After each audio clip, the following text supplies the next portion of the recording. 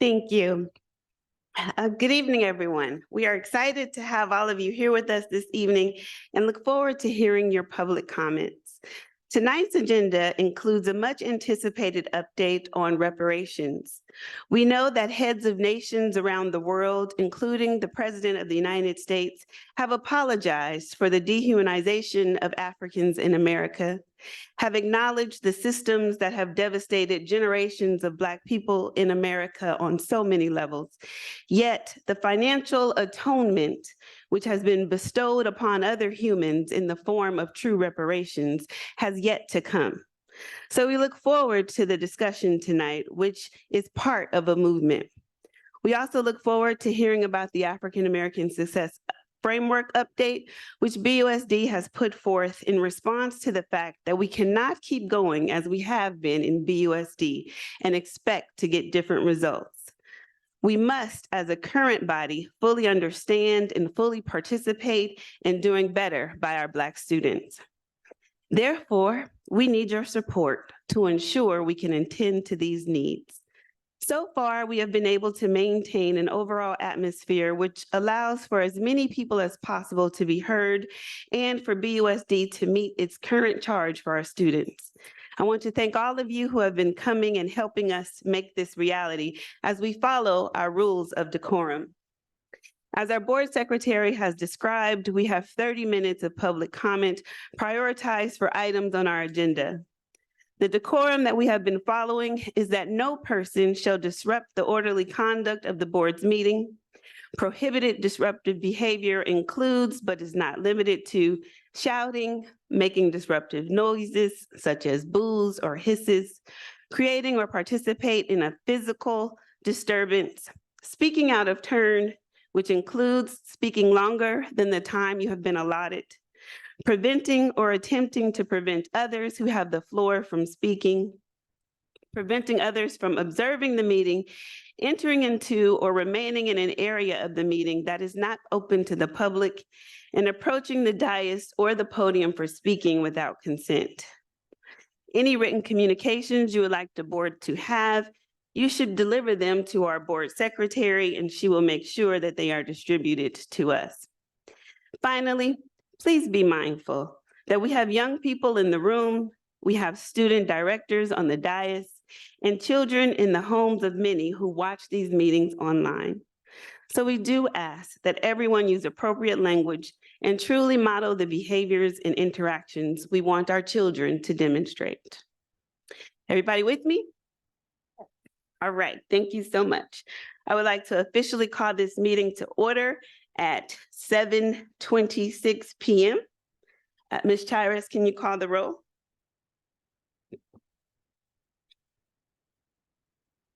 Yes, Student Director Janai Dell is absent. Student Director Caitlin Lau. Here. Director Mike Chang. Here. Director Jennifer Shinovsky. Here. Director Khadija Brown. Present. Vice President Anna Vasudev. Present. And President Laura Babbitt. Here. And now can I have a motion to approve the agenda for tonight's meeting? So moved. Is there a second? Seconded. It's been moved by Vice President Vasudev, seconded by Director Chires. All in favor, say aye. Unreadiness. I have a point of inquiry. Okay. Typically on this evening's agenda, when we talk about the annual organization requirements for the Board of Education, we do the appointment of the officers, approve the schedule, and talk about or identify committees. And I don't see that on this evening's agenda. And so I'd like to understand why. Vice President Vasudev, would you like to speak on that? I believe the question is, why aren't we doing committee assignments? Yeah, I think the superintendent might have communicated this to the board members, but it's my understanding that a survey will go out to the board and then the committees will be decided based on the board's response to the survey. Outside of this organizational meeting? Yes, this has been past practice as well when we've done it previously in January. No, ma'am, the practice is that it is normally done on the organizational committee, the organizational meeting. There's only been one time that it's been done outside of that, which was last year for other reasons, but it is always done at the organizational meeting. So if you were saying that I'll receive information later, then I will wait for that. But I just wanted to have a point of inquiry that it is not a part of this as is traditional for our board. I believe the superintendent communicated to all board members, but you can follow up with her. No, she hasn't. Well, to your point, it's not ready. So we can't take action on it. And it will be coming back in January when the new president, who will become the new president, has the opportunity to review the survey and make the committee appointments. And so thank you for that point of inquiry. And we will strive to get back to doing it at our December meetings, organizational meetings. You will really strive because you'll be the next person to do it. Sorry. All right, so given that point of clarity, can I ask for, again, a call for the vote? All in favor, say aye. Aye. Aye. All right, thank you. So now we will have our report out on closed session from Vice President Vasudev. Yes, closed session was called to order at 5:44 PM. Directors Chang, Director Shinosky, Vice President Vasudev were present. Director Brown joined at 5:46 and President Babbitt joined at 5:55. For item 3.1.1, there was a motion to approve the settlement agreement made by Director Shinosky, seconded by Director Chang. All directors present voted in favor except for President Babbitt, who was in absentia. For item 3.1.2, there was a motion to approve the settlement agreement made by Director Chang, seconded by Director Shinosky. All directors present voted in favor except for President Babbitt, who was in absentia. The board asked for details of a special education presentation that was made at CSBA. For item 3.1.3, there was a motion to approve the settlement agreement made by Director Chang, seconded by Director Shinosky. All directors present voted in favor except for President Babbitt, who was in absentia. And then for item 3.2, the board heard an update and provided direction, and that concludes the report out from closed session. All right, thank you so much. So tonight, we are not only excited for some very special presentations, but also for a very special handoff. Our board predecessors have established a practice which rotates the positions of board president and vice president each calendar year based on the highest votes received in our respective elections. As a parent who watched and participated in board meetings, I used to wonder, why are they always changing the presidency? Why can't they just keep the same president? I mean, really, it seemed like every time I turned around, there was a new president in BUSD, but not in other districts. Well, now that I am on the board, I am grateful for this practice, as I have learned firsthand that some positions you only understand when you have had to fill the seat. I believe the rotation helps us to grow as individuals, as a team, and minimizes the political fallacies we witness in other districts. Looking back at my tenure as vice president and president, I never imagined that I would be part of onboarding a new superintendent, 2 new associate superintendents of educational services, and 2 new board directors. And for some reason, y'all, none of them wanted to just automatically do what I said. I mean, really, people, you have no idea what I've been through. No, but in all seriousness, it has been a pleasure to serve as vice president and president. And I look forward to continuing the work that we are going to do together as we strive for organizational clarity through improved evaluations, communication plans, a culture of data-informed governance, and streamlined strategic plans.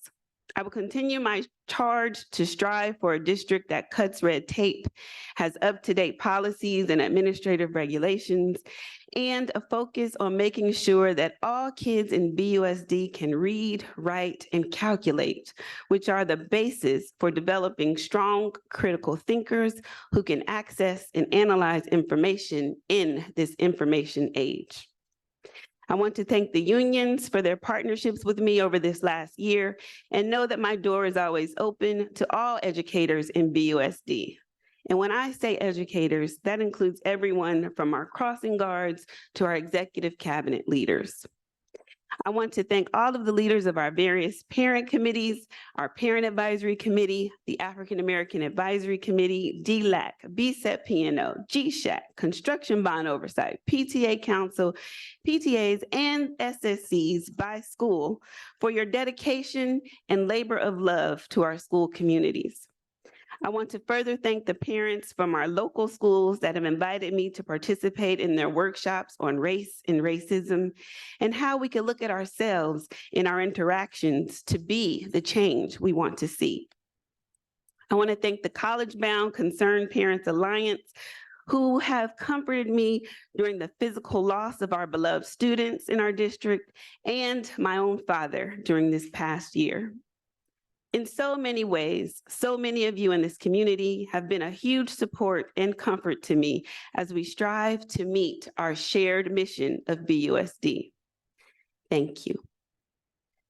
While it's so natural to focus on the hard times we faced and we will continue to face in BUSD, I choose daily to remember the great things, big and small, from those who send us thank you messages for supporting their children's learning through field trips, to national and international travel, to the concerts in which we see our children sing their hearts out, play instruments with true skill, display art, build robots, dance, and speak truth to power. Great things happen in BUSD all the time. Remembering the overall impact we are making on the present and the future makes the difficult times worth enduring. So, with no further ado, it is time for our traditional peaceful transfer of power. With great pleasure, I nominate our current Vice President, Vasudev, for President, and Director Brown for Vice President, and Director Shinosky as Clerk of the Board. I know that we will all be in good hands as the next president and vice president work together to lead BUSD as we strive to enable and inspire our diverse student body to achieve academic excellence and make positive contributions to our world. Is there someone who would like to make the formal motion for this nomination? I'll make the motion. Is there a second? I'd like to have a point of order. Oh, boy. What is up tonight? Okay. Typically, what position goes towards the clerk? I have to make sure we follow practice and process. There is no practice there. There's no particular practice. So I didn't see any reason to change the consistency of Director Shinosky as the clerk. Is Director Shinosky cool with that? I made the motion. But if you want to sign the things, I mean, it's okay. What are the duties of clerk, just so everybody understands? They sign a bunch of our documents once we approve them. Okay, I really did continue to nominate her because of her also availability and access. Point of order, just for parliamentary procedures, when a motion is on the floor, we need to move and second it before we identify unreadiness. And so with that being said, Director Shinosky moved it, and I would be happy to second it, and we can continue to address further questions that you Absolutely, may yeah. have. yes. Okay, so does that mean your point of clarity has been, are you okay I with that? understand. I get, thank you. Okay, so we can call for the vote now? Yes, All right. please do. So let's do a roll call vote on this one.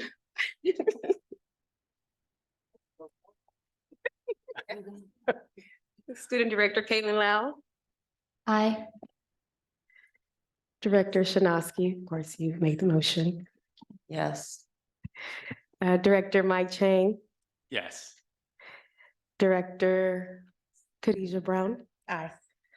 Vice President Donna Vasudev. Yeah, I was gonna amend the motion to actually have Director Chang be the clerk.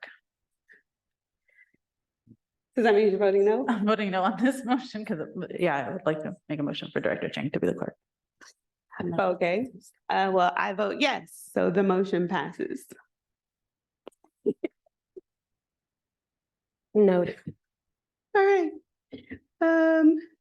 So at this time, we also get to change seats, and our new president, Vasudev, will get to continue to chair this meeting.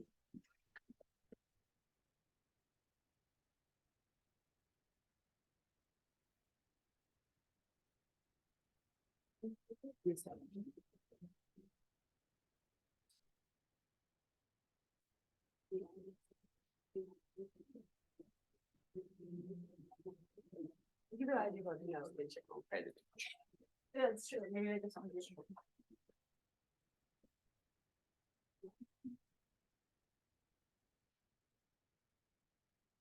Great, thank you, Director Babbitt. It's weird to call you that, Oh, but right. We're supposed to switch, we switched the wrong way. Nope, we're fine. all right, well, thank you. And now I'd like to call a motion for item 7.2. Can I call for a motion to approve the school board meeting schedule for 2024? And just to remind the board, we're approving the latest version that was circulated earlier today by Secretary Tritus.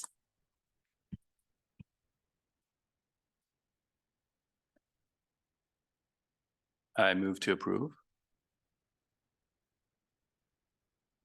Is there a second?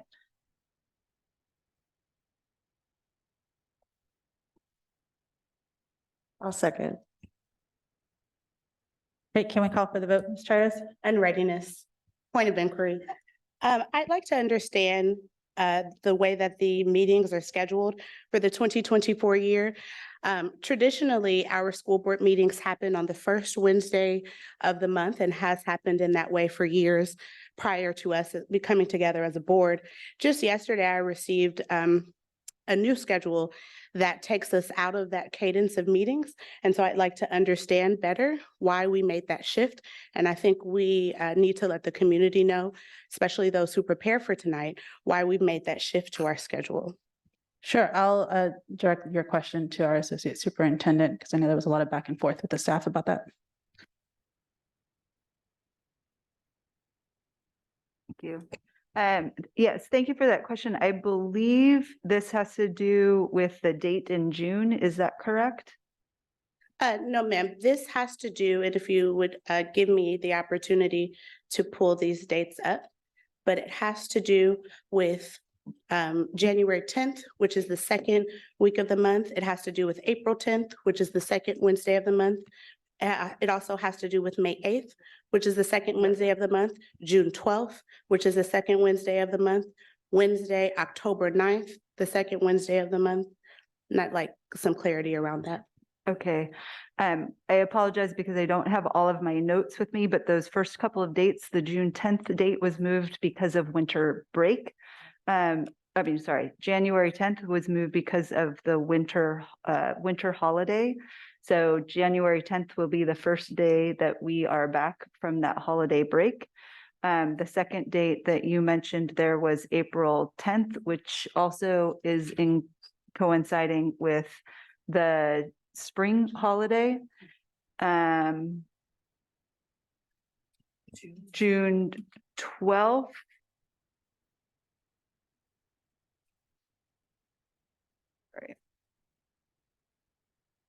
As you look for the June 12th date, I also think it's important to note that putting these dates a bit further back then impacts our ability to have 2 or sometimes even 3 meetings on months that permit for it. Yeah. And so Director Brown, So, sorry, we found out that the June 5th meeting fell on the day of the Berkeley High graduation. So we don't want to, so we lost that June meeting and added a meeting in April to make up for that loss.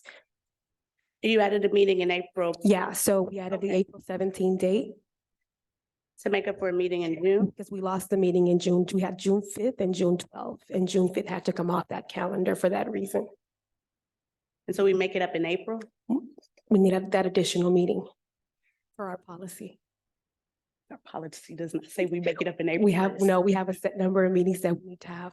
True. Any other additional explanation? When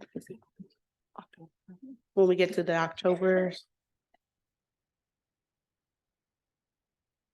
yep, I apologize because the copy that was given to me doesn't Yeah. have the original notes, so I'm looking at Mr. Yeah, we revised it back. earlier Yes. today, and we also provided physical copies in the back for the public to access. The only other change was the February meeting. One was removed because the board retreat satisfies our 2 meeting per month requirement. Thank you. Thank you. I also believe information about this was circulated to the board earlier today. The information that was circulated to the board was simply just the board calendar dates with no explanation about why we were making the shifts, which is why I made a public inquiry about why we're making the shifts, because we deserve to know as board members and the public also deserves to know as well. And if we are making decisions to protect specific holidays, I think it is important for the public to know that we are doing that and why we are doing that and why we're making those shifts. No, I agree with you, but I got the explanation. So I assumed we're copied on BCC, right? So I assumed that the rest of the board also received it, but it sounds like maybe you didn't receive it. There was no explanation given. Only I'm resending the proposed changes, but thank you. So with that being said, my unreadiness has been dealt with, and if you are ready to move forward, ready to vote. All right, do we have a motion to approve the school board meetings calendar for 2024? There has already been a motion and it has already been seconded, and so we just need to call for the vote at this time.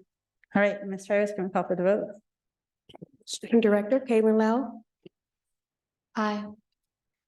Director Jennifer Shinosky. Yes. Director Mike Chang. Yes.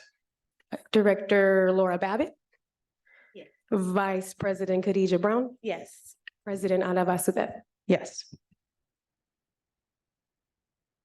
Well, great, thank you. And now we'll move forward with our superintendent comments. And do we have Superintendent Ford Morthell joining? She's not joining this evening. She is sick, but she's online. So everybody send her well wishes, give her a big wave. And my understanding is that our associate superintendent will be making those comments. No, actually, former President Babbitt, you are trying to make sure I don't speak because you know I'm going to say some words about you. We did intend for Associate Superintendent Hogendijk to speak on my behalf, but I could not miss this opportunity. So I am here. I want to apologize to you all and to the public for not being able to join you in person, and also want to express my appreciation to all of my board directors, to the folks who are in the audience, as well as the inventors of Zoom that have made it possible for me to join remotely. Former President Babbitt is correct that it was intended that Associate Superintendent Hogendijk would speak on my behalf, but I could not miss this opportunity to first and foremost thank and recognize you, former President Babbitt, and your leadership as board president. So I did want to take a moment to honor and celebrate you for your leadership as school board president over the past year, and to recognize your tireless work on behalf of Berkeley Unified students, staff, and families, and the many ways that you have benefited the district in this role. President Babbitt, you have led your colleagues on the board through complex challenges over the last year and presided over a board that accomplished a lot. Under your stewardship, the district advanced its work on many fronts, including our African American Success Framework, which we'll hear about this evening, and the implementation of our climate literacy resolution. You've helped us advance the establishment of a reparations task force, which again, the community will hear an update from this evening, and placing the BSEP measure on the March 2024 ballot. During your term, we have also seen the return of in-person school board meetings, except I am not in person this evening. President Babbitt, I just wanted to personally appreciate you on behalf of myself and the staff, as well as our Board of Education, for your passion, vision, and leadership this year. We thank you for your service as school board president. And I and the staff are so excited to welcome you, President Vasudev, in your new role as the president of the school board, and look forward to our continued work towards excellence, equity, enrichment, and engagement for all BUSD students. And we will honor you when your term is up, President Vasudev, but this evening we wanted to present you, former President Babbitt, with a bouquet, not a bouquet, it's an orchid. If you can keep this orchid alive, then you will really show us that you are president material. But we wanted to, again, just recognize and honor you for all of your hard work and your role as president, and thank you for your leadership. I can't hear a thing, but I'm assuming that everyone is clapping loudly and standing and saying yay and smelling the roses, or the orchids in this case. Again, we welcome you to the role of presidency, Director Vasudev. We continue, I still have more to say. You all know I'm not there, but I still am here. We continue to be busy here in BUSD, and so wanted to highlight some of the things that have been going on in our district over the last couple of days. This past weekend, we had our TKK Information Fair. Over 250 prospective new families were welcomed to Sylvia Mendez Elementary School for this event. where they have the opportunity to learn about our schools and ask enrollment questions directly to the admissions office. Families had a chance to meet and engage with representatives from each of our elementary schools, and were also able to attend a presentation about how school assignment works at BUSD. The adults and caregivers enjoyed the information, but it was clear that the students who were there enjoyed touring on one of the BUSD's new electric buses. They thought it was so cool to have an electric bus. This weekend was also the grand opening of Berkeley High School's new Wellness Center. This highly anticipated event consisted of a tour of the center. We had food trucks, well-being resources, student performances, and an on-stage program that allowed our students, staff, and community members to talk about the Wellness Center and speak and be recognized for the ways that they brought that vision to life. The Wellness Center will expand resources for students, providing education and prevention services in addition to services already available at the BHS Health Center. We appreciate support from the City of Berkeley, the Berkeley Public Schools Funds, and the BHS Development Group in bringing this important project to fruition. Now, if you watch my Superintendent's Highlights and Happenings video for the month of December, you are aware that our BHS holiday meal is back after a long hiatus. The 18-year-old tradition of BHS students, staff, and community members working together to provide a warm meal, as well as donations to those in need, was interrupted by the COVID-19 pandemic in 2020. Thanks to the work of staff and student organizers, the meal is open to all in the Berkeley community and is set to return on December 9th from 12:30 to 2 p.m. at Berkeley High School. Again, December 9th from 12:30 to 2 at Berkeley High School. Now, what I didn't share in my video is the upcoming OFI toy giveaway. BUSD's Office of Family Engagement and Equity, also known as OFI, will be hosting a holiday toy giveaway for students in need, held in partnership with our City Center Church on Sunday, December 10th from 12 to 4 p.m. at the Berkeley Adult School, which means you can join us for a meal on the 9th and then join us for a toy giveaway on the 10th. This event hopes to ensure that each BUSD child has something to play with this holiday season. We thank the community volunteers who will assist at this event, coming to us through the Berkeley Public School Funds, our partners at our City Church for coordinating this giveaway, and OFI staff will be showing up on Saturday to make a lot of BUSD students very happy. Since our last board meeting, we have welcomed a few new staff members to the BUSD family. We want to welcome our new Safety and Risk Coordinator, Asia Evans. Woo! We finally have our Safety and Risk Coordinator, and there's so much work that she's going to help us do. Many of our staff and families know Asia, as she has been our COVID-19 response team contact tracer for more than 2 years. She has extensive experience in public safety, and her role as the Safety and Risk Coordinator will consist of planning, organizing, and performing a variety of operational activities related to site, student, and staff safety, emergency preparedness, and internal and external stakeholder engagement. We also welcome a new member to our team who you will meet this evening in the presentation on the interim report, and her name is Emily Mayer. She joins BUSD after 5 years in SFUSD in the fiscal department. Emily has a master's degree in education policy and management from Harvard, and she will be co-presenting as the new member of the business services team with Assistant Superintendent Pauline Falansby. Finally, this evening's board meeting items. We'll be sharing an update on our literacy work, including the semi-annual monitoring report from the district's monitor, George Ellis, at the January meeting. We know that many of you were expecting to hear about that update this evening, but please know that our focus on reading and efforts to improve literacy instruction in BUSD is ongoing, and we will be again hearing from Mr. Ellis in January and updating our district's reading website with more current reflections on those efforts in the weeks to come. In addition to this evening's update on the work of the BUSD's Reparations Task Force and the African American Success Framework, we will get a forecast on our district's budget through our first interim report presentation. I would also like to highlight an item on our consent calendar, and that is the resolution declaring January Disability Awareness and History Month. BUSD recognizes that our students with disabilities are general education students first, and that every educational, operational, and budget decision we make begins with the belief that students with disabilities have a right to and have the ability to learn alongside their non-disabled peers and must be provided equitable and meaningful opportunities to grow and learn. In collaboration with staff and families, including members of the Community Advisory Committee, CAC, to the Northern Region SELPA, this resolution aims to uplift and celebrate the many contributions individuals with disabilities have made in BUSD and throughout U.S. history, and continue our commitment to promoting inclusion and belonging. Please note that there's an information item on tonight's agenda that has our suspension and expulsion update report. That is all for now. Thank you so much for your time. Madam New President, that is the end of my comments this evening. Thank you, Superintendent. We appreciate you being with us tonight. Now, we will move on to public comment. And before we begin, I would like to remind you of the decorum expectations that were already explained by Director Babbitt during this and all parts of tonight's meeting. As Ms. Chires has already explained, there are 2 opportunities for public comments at each meeting, now and at the end of the meeting. If you do not get to speak at the beginning of the meeting, we encourage you to stay and speak at the end of the meeting. You may also email us your comments at boardofed@berkeley.net.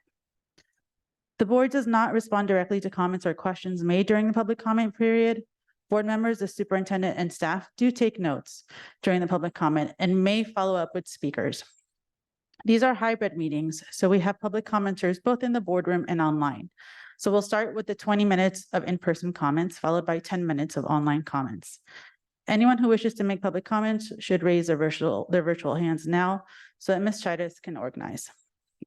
Each public commenter will have 2 minutes to speak tonight, depending on the amount of speakers. Please note that the microphone will shut off at the end of the speaker's allotted time. So this is a bit different than what's been done before. So please time your comments accordingly. And I will call your name in the order of speakers on the agenda. We're going to start off with students first. So the first student that I'm going to call is October Hertenstein, followed by Nicole Chabot and Andrew Regan. So if I called your name, if you could please step towards the mic, that would be great. We'll start off with October Hertenstein.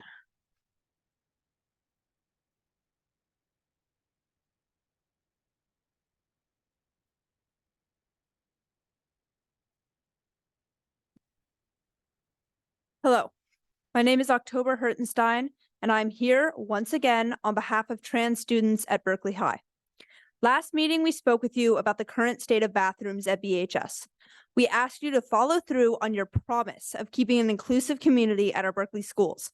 We have heard nothing back, and the day after we spoke, all gender-neutral bathrooms were locked. I hope that the irony of this situation is not lost on you. Using the restroom continues to be an uncomfortable and tedious experience for me and other trans students every single day. The conditions are nothing worse than a nightmare, nothing less than a nightmare. Transgender students at Berkeley High are getting tired of this. What we ask for is decency, we ask for equality, and we ask for respect. We have yet to receive it. There is a rainbow flag on the wall of your boardroom, yet you continue to let your queer students down. A movement has been started by Berkeley by gender expansive youth activists, and they are now protesting for change. I hope that their efforts will not be necessary soon. Once again, the requests that we ask for are gender-neutral bathrooms that remain unlocked throughout the day from 0 to 7th period. We ask that the gender-neutral bathroom in the health center be accessible to all students who fill out a request slip.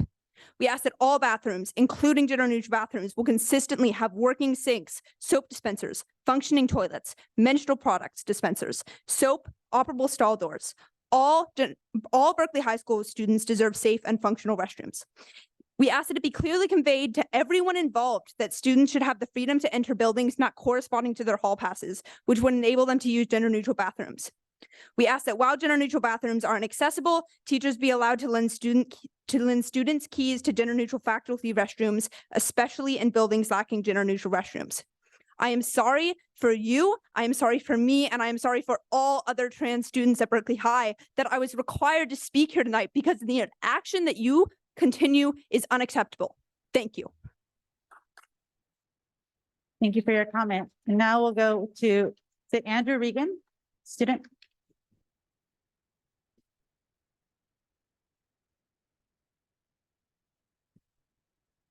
Dear esteemed members of the board and superintendent, my name is Andrew Regan. I've been a BUSD student consistently since I was 5 years old, and I'm currently a junior at Berkeley High School.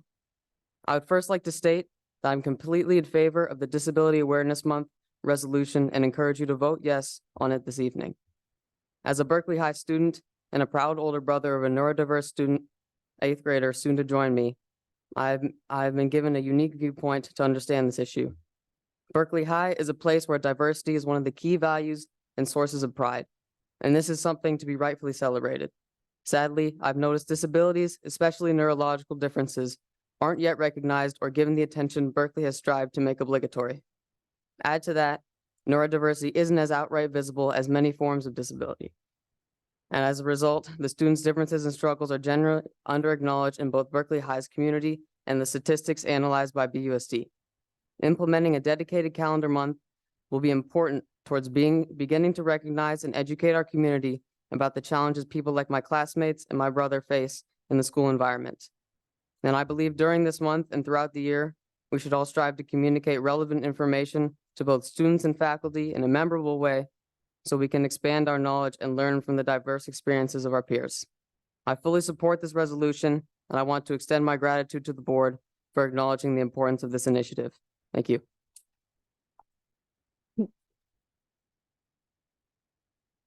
Thank you, Andrew. Now we will call up Nicole Chabot.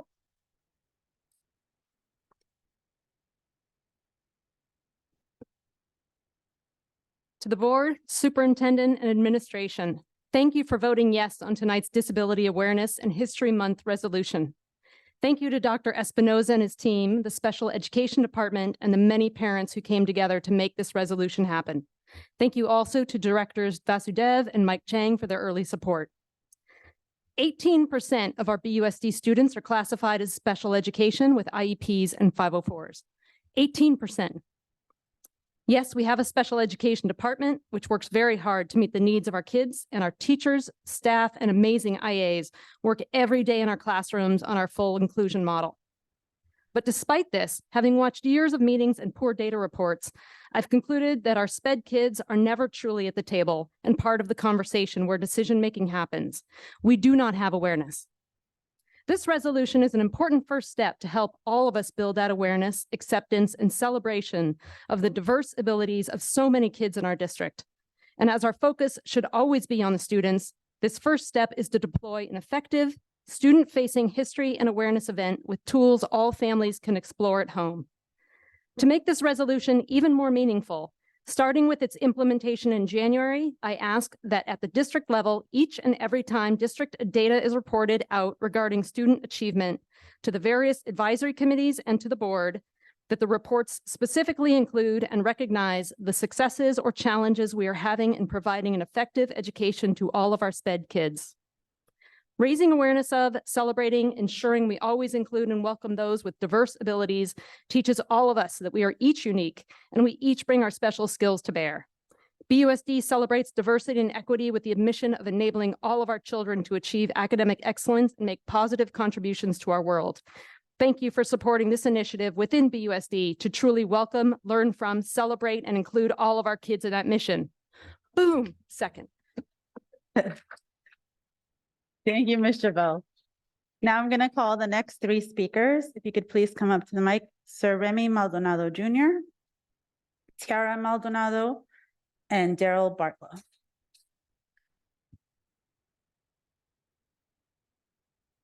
And we'll start with Sir Remy.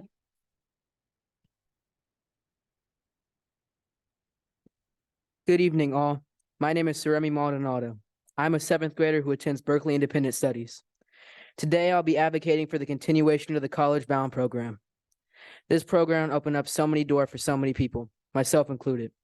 As the African American Success Framework, which it is provided under, is being evaluated, it hurts me to think that there could potentially be changes to its existence. In my short time at College Bound, I've already learned so many actual skills for my life. I have learned things that surpass just getting into college. This program has shown me love and incorporated me into a community with staff that care and have feelings. Not only have I learned financial literacy and how to choose a college, I've learned the importance of showing up. It has helped me understand that I am worthy of positive time and attention from the students and educators that surround me, that I deserve the opportunity to attend college, that I have the capability to pave the road to my own future. As a young Black man, these things have been extremely hard to find. We need places like College Bound. Without them, young Black people like myself are left with the idea of success, but given no tools to reach that hope, to acquire that goal. There is a song by Kendrick Lamar entitled "Sing About Me, I'm Dying of Thirst." The Berkeley community as a whole is dying of thirst. This program and others like it are the water we desperately need. We cannot, as a community, profess that we are agents of change if we barely even try to reach for water. When the water is shoved in our face and the way to a better future is created, we mustn't deny it. Berkeley, there is no longer just the opposition holding us back from greatness. It is also ourselves. We must strive to be better, to create more programs like this one, not less. And here we are. Thank you for your time. Thank you very much for your comments, Remy. Now, Ms. Tiara Maldonado.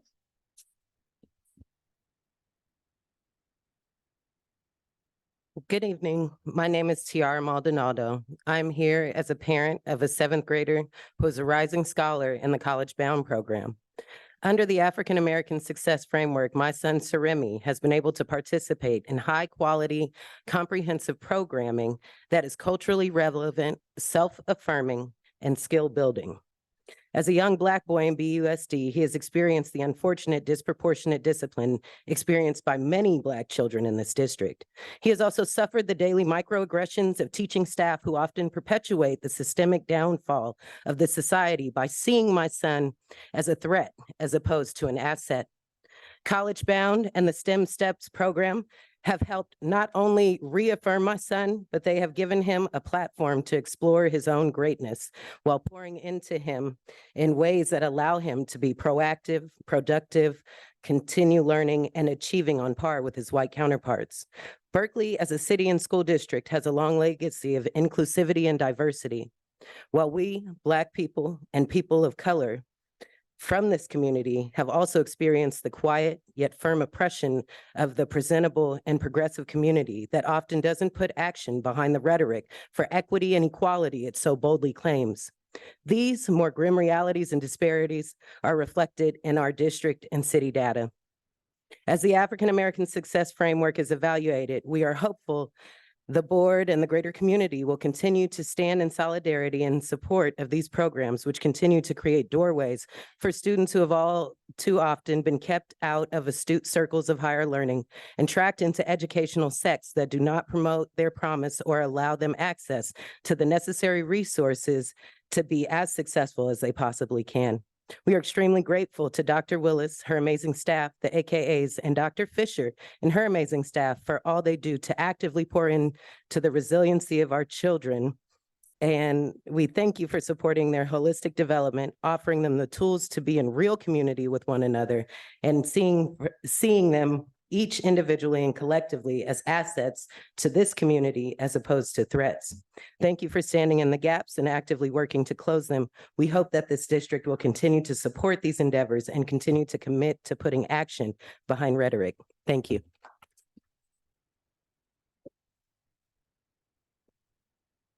And now, Mr. Darrell Bartlow.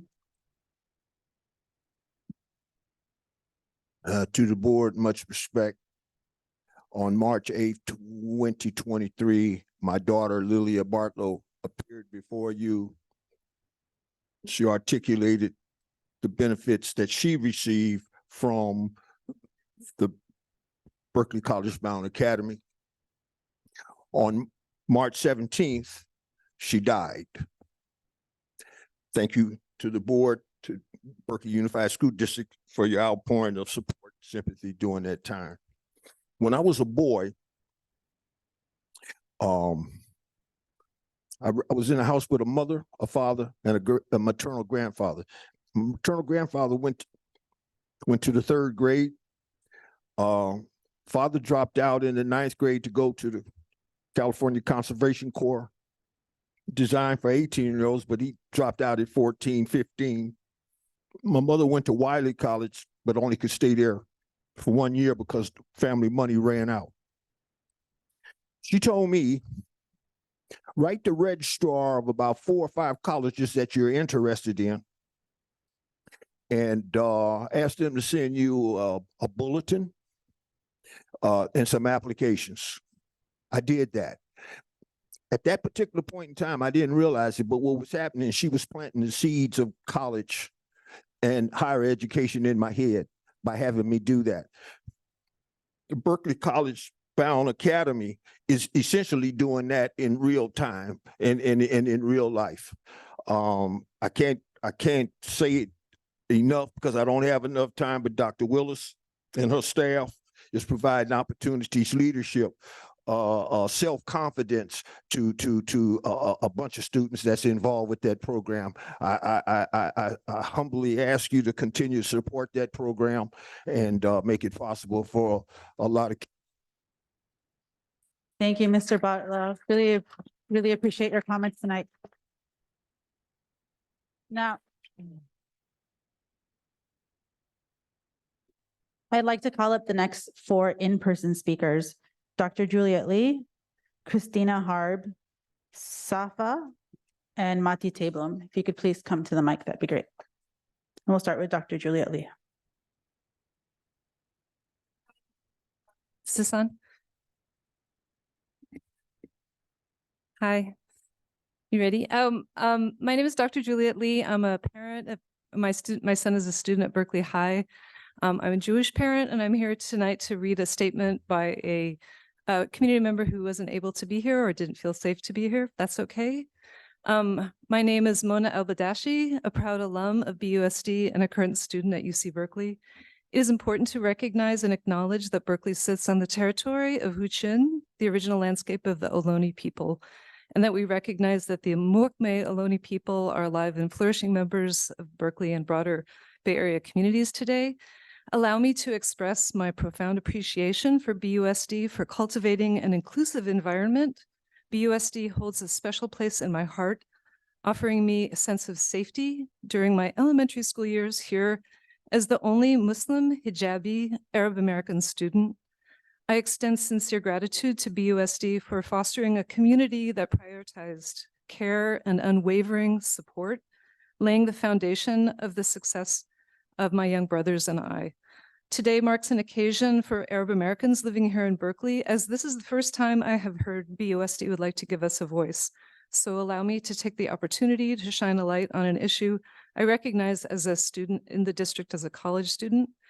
I'm going to skip some of her statements, but today Palestinians face dehumanization, labeled as human animals by the state of Israel, perpetuating harmful stereotypes that contribute to Islamophobia and the discrimination against Arabs worldwide. This has become the new 9/11. Recently, I encountered a deeply unsettling experience in Berkeley, a city known for its diversity. As I was walking to my car after school in a parking lot, a man yelled at me and quickly charged at me solely based on my appearance. I faced a very traumatic experience for my first time in 21 years, highlighting the power of media influence. Thank you for your comments, Ms. Lee. Unfortunately, we've run out of time. Next comment, Christina Harb.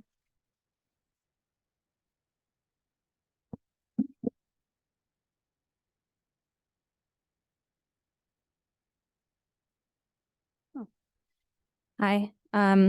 For 2 months, I've not been able to lead a normal life as my heart is crushed by the ongoing genocide of my own people. But my anguish is nothing compared to the suffering of the people of Gaza. And as if that's not enough to deal with, recent actions taken by community members have revealed blatant anti-Palestinian racism in Berkeley. And I just want to list a few examples. When BHS students walked out chanting "Free Palestine" to protest the war, someone spread the dangerous, slanderous lie that students who were calling for peace were chanting "Kill the Jews."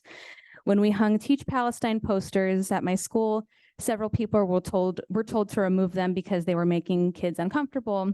And some posters were even removed by unknown people, even though nearly every classroom in Berkeley has posters that support oppressed groups, and this shouldn't be different.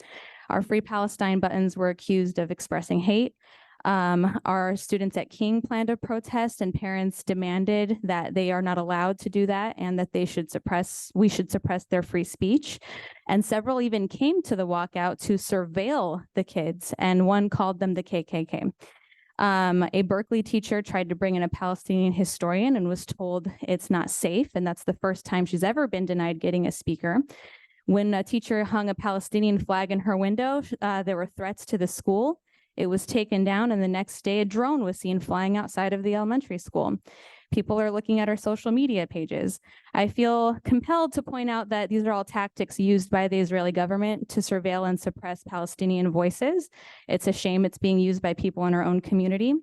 And I'm angry and hurt that by standing up for Palestinian life and freedom, that we're facing this kind of intimidation and harassment from people in our own community who are claiming to be trying to keep the children safe. Silencing people does not keep people safe, and actually your actions are putting me and other people in danger. We're asking you to stop. Thank you.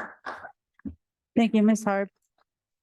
Next comment will be from Safa, followed by Mati Tablum.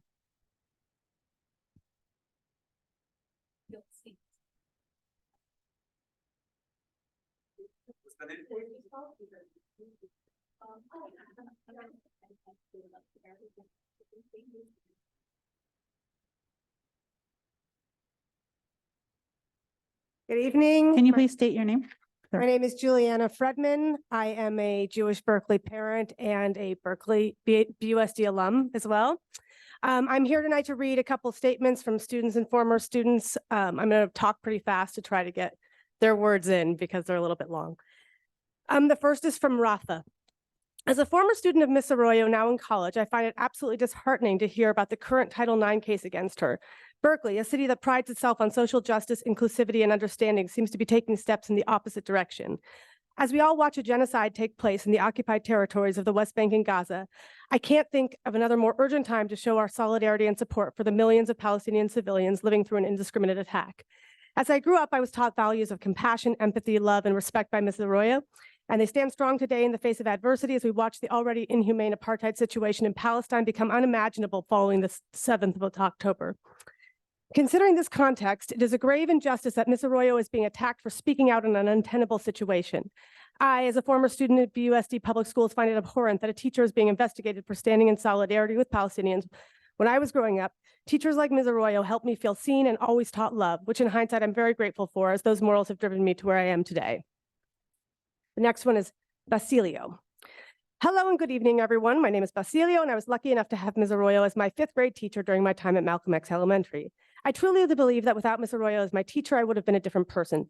To be quite frank, I'm disgusted and appalled by BUSD's refusal to protect some of the most dedicated and excellent teachers in the district. The teacher that taught me the importance of solidarity, the teacher that taught me compassion and love is under attack by hateful Zionist rhetoric, and the administration has done nothing. BUSD has a responsibility to protect its teachers from being targeted, harassed, terrorized, and stalked. This district's behavior has shown that it is only interested in performative quote-unquote activism that uses names like Malcolm X to create a false image of progressiveness and diversity. Shame on BUSD for looking the other way when their very own teachers, to which they owe everything, are under attack. Thank you very much. The next speaker is Mati Tablum.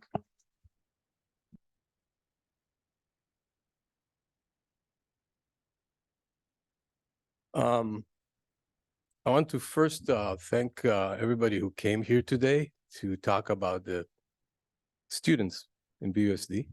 And I want to thank those who didn't come today to talk about other things. Our public domain, our public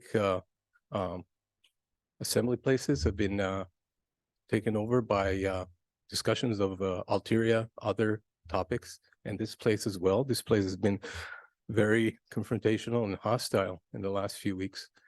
And I mean, it was yet another day that it was just painful to come here. This is not from my notes. Last night I was standing there in the city council meeting, and I was, for all means and purposes, attacked. My flag was taken away from me, snatched away, run away. Here in front of the city council, they sat here, they saw it, for hate reasons. So I think it's a hate crime. I didn't realize it when I was sitting here. And I was the only one holding that flag in Free Speech, California. There were probably dozens of people holding other flags, but I was the one holding that flag.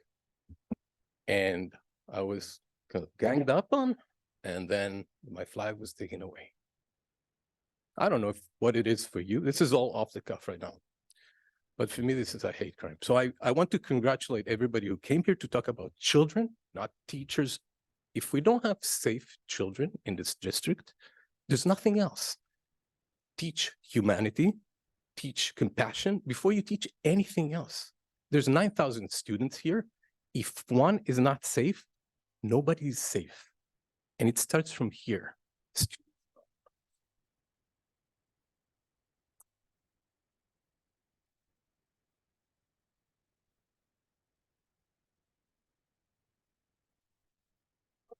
Decorum, please. Decorum, please. I'm going to call the first 5 speakers online, Ms. Chiras. We're going to start off with Lala, followed by Mary Lee, followed by Yvette Farlarka, followed by Nasaiba. Please forgive me if I mispronounce her name. President Vasudev, I just want to point out that there are students on here. So you want to still Oh, call let me our see. students first? Yes, So yes, I there's- see. Thank you very much. There's Thank 2 students. So I'm going to call, let me rephrase that. I'm going to call Lenaya Kirkwood and then Michaela Kirkwood. So those are the 2 students. And then I'll go back to the top of the list. Lila, Mary Lee, and Yvette Falarka. So let's start with our students first. So let's promote Lenaya first. Thank you.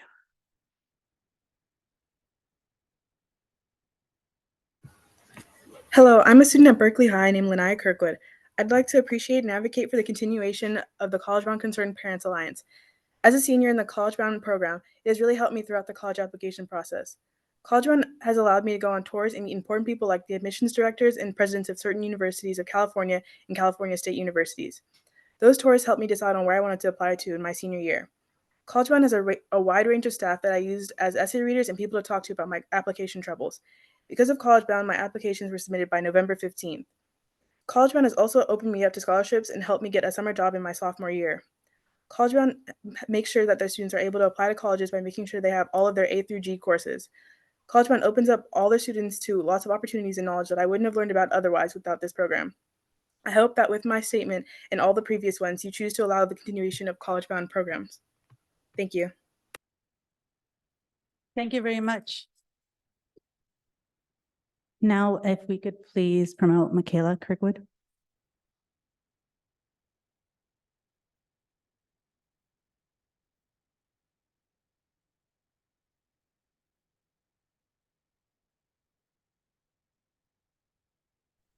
Good evening. My name is Michaela Kirkwood, and I'm here on behalf of College Bound and all the others who've also spoken about College Bound.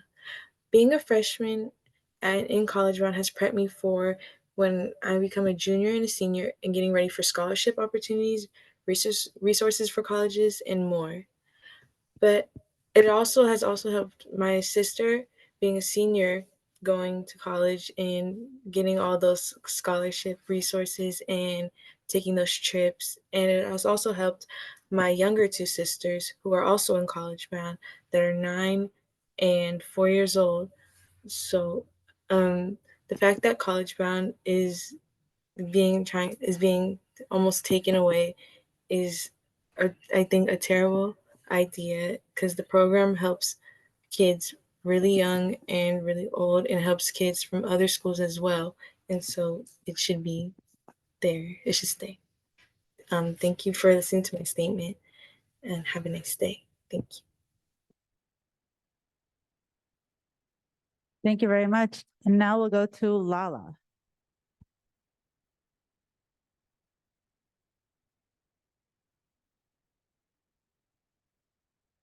Hi, my name is Lala. I'm a parent at Sylvia Mendez. Good afternoon, board. I just want to say thank you for all of your services to all of the Berkeley students. And also, I just wanted to fully support the work of the task force for the reparations task force and ask that the board continue to do so as well. If not on a macro level, on a macro level, just so we can figure out how we can improve the achievement gap and everything else that's going on educational wise, and to further advance our nation and to support each other as allies. I really hope that this program, if like I said, doesn't provide financial support at least provide education and us continue learning about reparations and how, like, even if you wasn't a slave owner, how the North still benefit from cotton, the cotton industry, and just making those connections and educating people to be more acceptance to this reparations task force and what it can offer. Thank you.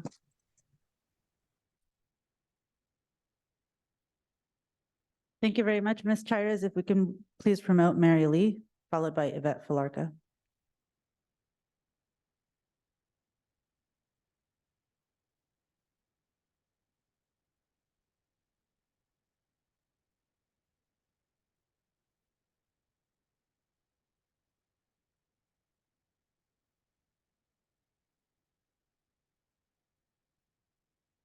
Hi, can you hear me?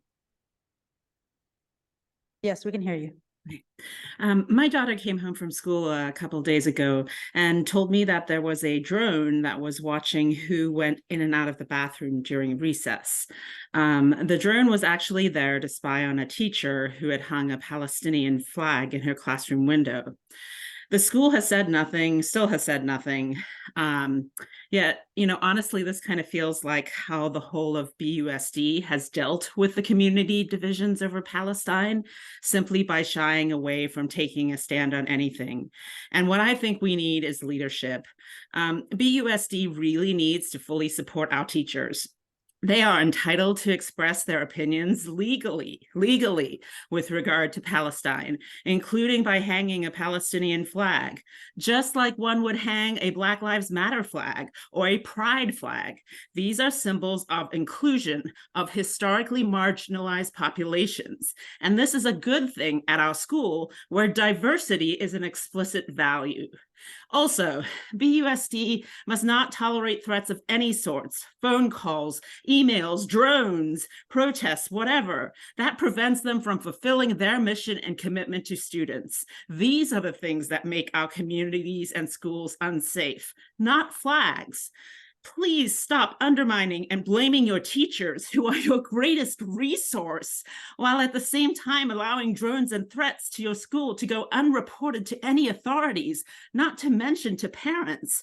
Figure out the side you should be on. Hint, it's with the teachers. Find the courage to lead, please, please.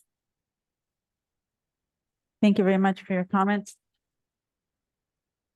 Our last online comment would be with Yvette Falarca right now. And just a reminder to the public, if you're not able to make public comment during this period, there is a second opportunity for public comment at the end of the meeting. So next public comment with Yvette Falarca. Can you hear me? Yes. Okay, thank you. Wholesale bloodshed is taking place in Gaza. Generations will look back at this moment in history, and they'll ask every one of us, what did you do? Did you speak out? To paraphrase Dr. King, a time comes when silence is betrayal. That applies to you, this school board. Change course before it's too late. Even if you're afraid to do so yourself, we should all condemn attempts to censor or intimidate educators from teaching about the Israeli military invasion and occupation of Gaza and the history of the regional conflict. If we don't teach students about this international crisis in our schools, our students are left to find the information on their own, usually on social media or other sources rife with disinformation. That only leads to increased confusion, bigotry, Islamophobia, and anti-Semitism. Condemning the Israeli invasion of Gaza does not equate with anti-Semitism any more than condemning Russia's invasion of Ukraine equates with hostility toward the Russian people. Condemning the election of Donald Trump and his racist policies does not equate with being anti-American, or condemning Ferdinand Marcos's authoritarianism in the Philippines does not equate with anti-Asian racism. Berkeley is a public education institution that should promote international cooperation and equality and stand against all forms of bigotry. Whether this district has the courage to take a stand for universal human rights, every day, more and more people across the world are raising our voices to free Palestine.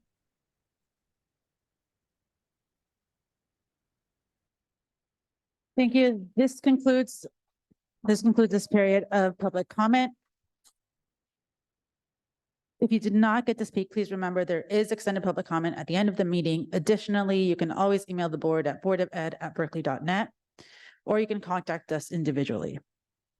Now there's an opportunity to hear from our unions. Each union has 5 minutes to address the board on the issues of its choosing. Ms. Chires, do we have any union comments?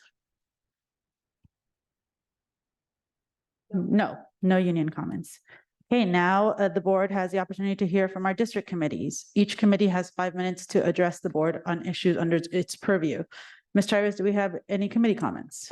I believe the PAC? GSHAC. And I see another committee over there. So is it GSHAC and what's the other committee? PAC?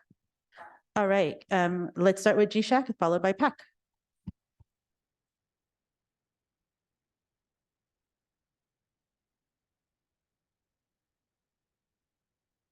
Good evening, board. My name is Rebecca Levinson. I'm the mother of a sophomore here at Berkeley High School. I sit on the GSHAC committee, and just as a reminder to our audience, Gender Equity Sexual Harassment Advisement Committee, rolls off the tongue. I also sit on the Safety Committee, and you're looking at vintage right here. So I'm also the adult advisor to Berkeley High School Stop Harassing, which was born in my kitchen in 2014. I'm here tonight because I've been coming for about 9 years to talk about sexual harm, sexual harassment, and sexual violence. And this year, like every year, I am so sad to say that young women have been once again hurt by elite athletes. This happens every single year. And I actually brought some data this time because I know that our superintendent cares a great deal about data, and I know you all do too. So there's an important article called "The Role of Middle School Sports Involvement in Understanding High School Sexual Violence Perpetration." This research finds that male teens who were involved in any sport in middle school were more likely than those not involved to perpetrate sexual harassment and assault in high school. And it's because of that knowledge, myself, students, and teachers have been coming to you asking for coaching boys into men to be brought to our district in a meaningful and robust way. And to give you a little history, because I know I have some new school board members here, we actually were successful in getting a position funded in 2021. Unfortunately, there were problems with the contract, so that person couldn't get paid, so they quit. We didn't fulfill that. And then in 2022, we also had a budget line item for someone to come and do coaching boys into men. And when I talk about that, we're talking about fidelity to the model, right? So it's not a coaching training that's one and done. This is a system in which those coaches need support in an ongoing fashion. So how much money do we spend on sports every year, right? And I'm not suggesting that all young men who are on these teams are doing harm, but I am telling you there is a through line, and it's been there for 9 years. And what's interesting about this elite athlete situation is that it cuts across race and class, right? It cuts across all of it. And I want you to think about how much we spend on prevention. And I am deeply grateful about leadership around Green Dot. It's incredibly successful. It's made a difference, but I don't think Green Dot can touch that toxic masculinity that comes with being part of these groups in the same way. And the thing about coaching boys into men is it is targeted and it's evidence-based, right? So the research shows us that when we implement with fidelity, we make a difference.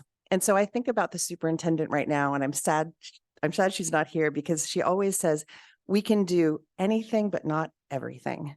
And this is my wish for us, that we do this anything. It's been 9 years. It happened this year. It will continue to happen. And my question is always, could we have prevented this had we had this program in place?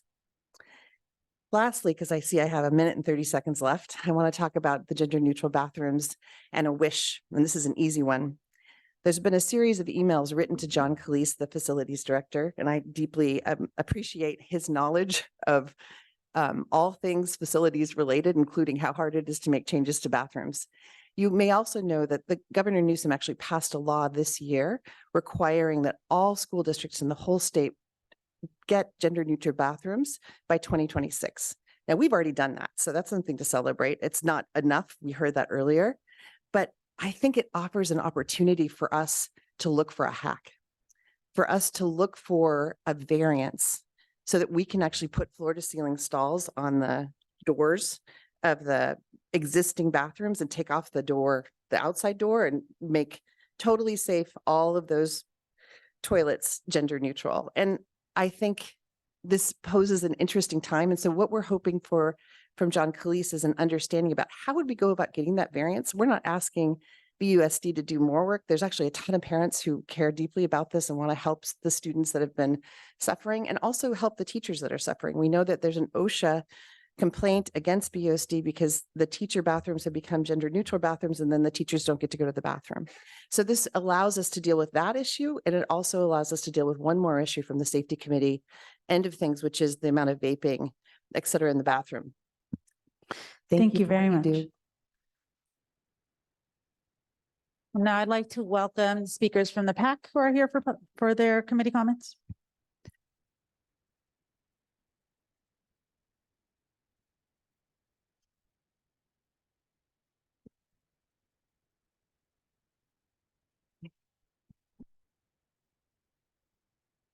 Good evening to the board and everyone in the audience in person and online. Closer. That's the first time. Usually I'm told I'm loud. Good evening. As a Bay Area native and a former BUSD elementary school student, this is truly a pleasure to serve. I am one of the co-chairs for the 2023-2024 Parent Advisory Committee, also known as PAC, on the local control accountability. 1 second. Sorry, we can't hear you. Is the mic on? I think it's off. Can you hear me now? Yeah, we can hear you now. Okay. I am here to provide an update to the board on our meetings and the progress made. You will hear from the PAC each month in order to share information widely. Our planning for the academic year started over this summer, driven by the added task of advising on a new 3-year plan, which means that the PAC will be advising both on progress as the 2021-2024 LCAP closes, as well as a new cycle, the 2024-2027 LCAP. We have some concerns while we prepare for the year to come.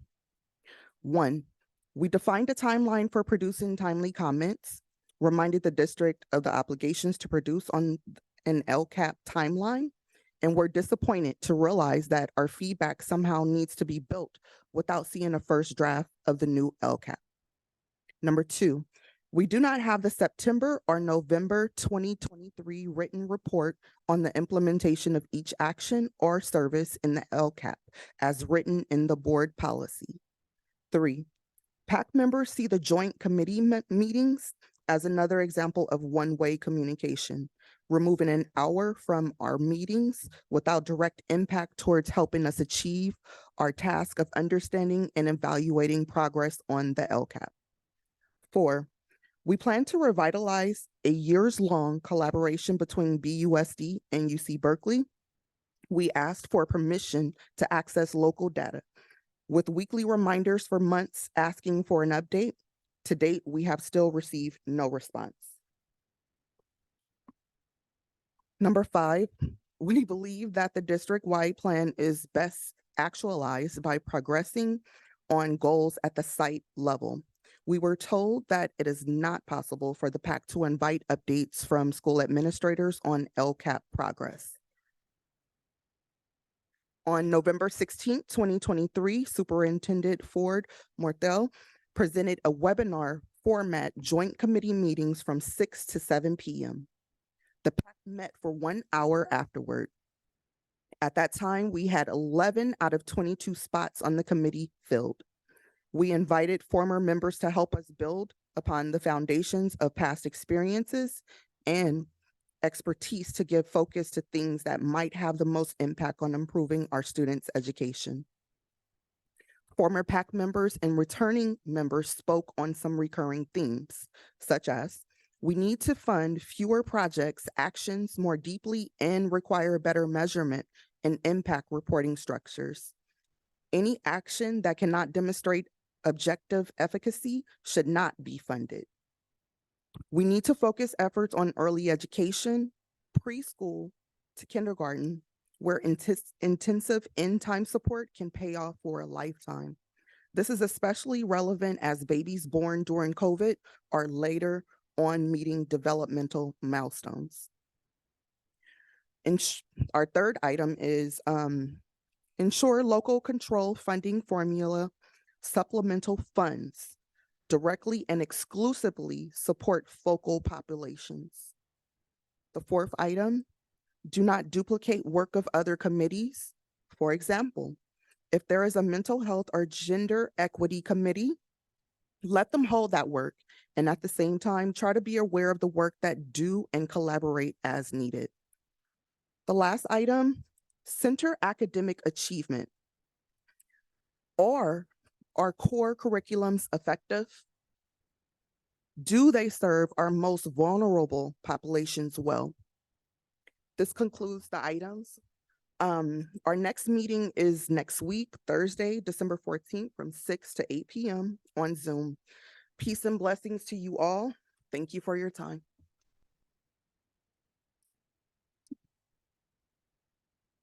Thank you so much for your committee comments and to our committee members for your service to our district. Now I'll move on to board member comments. Do any of my colleagues want to start off first? All right, we'll start with Director Babbitt. Good evening, everyone. Before you leave to our PAC comment, chairperson, can you please make sure that you send us those comments via email? And I definitely want to say to staff, it has not been our practice to not have staff or not have specialists be able to come and offer the parent advisory committee the information that they are needing. This community and this committee is extremely important to the board getting the advice that we need and to the district getting the information that it needs to serve our most vulnerable students. And so I am extremely displeased to hear the comments that we have heard from this committee this evening. And I would like to ask that we immediately, I'll be at that next meeting, but I also want to make sure that we immediately step in to rectify this situation. If we can spend 2.5 to 3 hours supporting BSEP, surely we can offer the same support to our parent advisory committee. I want to say to our Berkeley Adult School that has engaged in its WASP process this year, and let my board colleagues know that we should all be so proud of the work that they are doing. The love that our staff shows our adult community, the partnerships they have with community organizations that support them, and access to brighter futures that they are creating for so many adults in our community is to be commended. I was so grateful for the invitations to take part in this process, and it has made my heart proud. The Wellness Center's grand opening party at Berkeley High School this past Saturday also deserves our complete sense of pride and commendation. The courtyard at Berkeley High School was filled with organizations who are partnering with BUSD for student and family wellness. The room really does look like the rendering, y'all. And the time that our staff spent to really acknowledge all of the contributions each one has made to fulfill the charge was time well spent. I want to thank our city partners for their funding contributions to make that possible. And also want to let the community know again that on December 12th, The city council will be taking up the issue of parking permits for our educators. As you know, this was deferred to our 2x2 committee, which I was proud to serve on.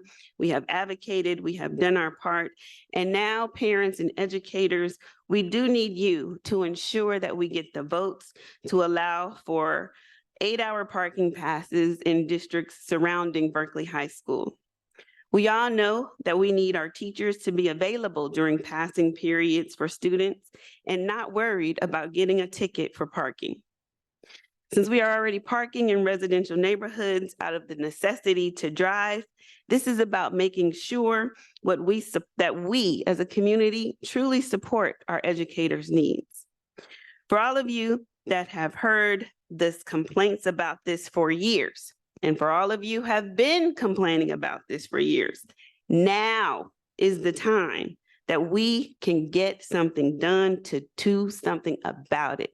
So please take advantage of this moment in time. Please send your emails, send your letters, bring your physical presence on December 12th, right here in this room at 6 p.m. Also, I'm hoping that Director Brown and I will be able to continue to keep the momentum and progress that we have made since serving on the policy committee. You will see there are several policies that are on consent calendar this evening, and yet we have over 200 policies and administrative regulations that need refreshing. More to be created, and we will be meeting again tomorrow night. So I want to thank all of those who have been implementing our special hate motive behavior policy to ensure that we can keep a safe and welcome environment for our students. I also want to thank staff who are working to provide further guidance as we will publish for our staff, for our students, and our administrators, so that everyone is clear on the difference between free speech and free speech in a public school setting. I want to announce that tomorrow evening is a Zoom call for our BUSD Climate Literacy Parent Information Night. That's tomorrow. Also at 6:30 p.m., please come and hear the update on our climate literacy education plan. And finally, I want to thank the Berkeley Public Schools Funds for its continued partnership and announce that this Friday, December 8th, 2023, between 5 and 6 p.m., there will be a showcase of their grantees. And I guarantee you, you don't want to miss this event. It will be held at St. John's, 2727 College Avenue in Berkeley. Thank you again for your partnership, Berkeley Public Schools Funds, and thank you to my board colleagues and to the community for taking these notes as requested. Thank you, Director Babbitt. Now, who would like to follow with their board member comments? Director Shinosky. Thanks. I actually want to start out by thanking former President Laura Babbitt. I've learned so much serving on the board for my first year with you as president. And so I'm really grateful for all you've taught me, for your leadership, and really showing us how it can be done really well. So thank you so much for everything. And I hope you'll continue to, teach me as I continue to learn. And I want to welcome our incoming president, our new president, board president. I look forward to working with you closely as well.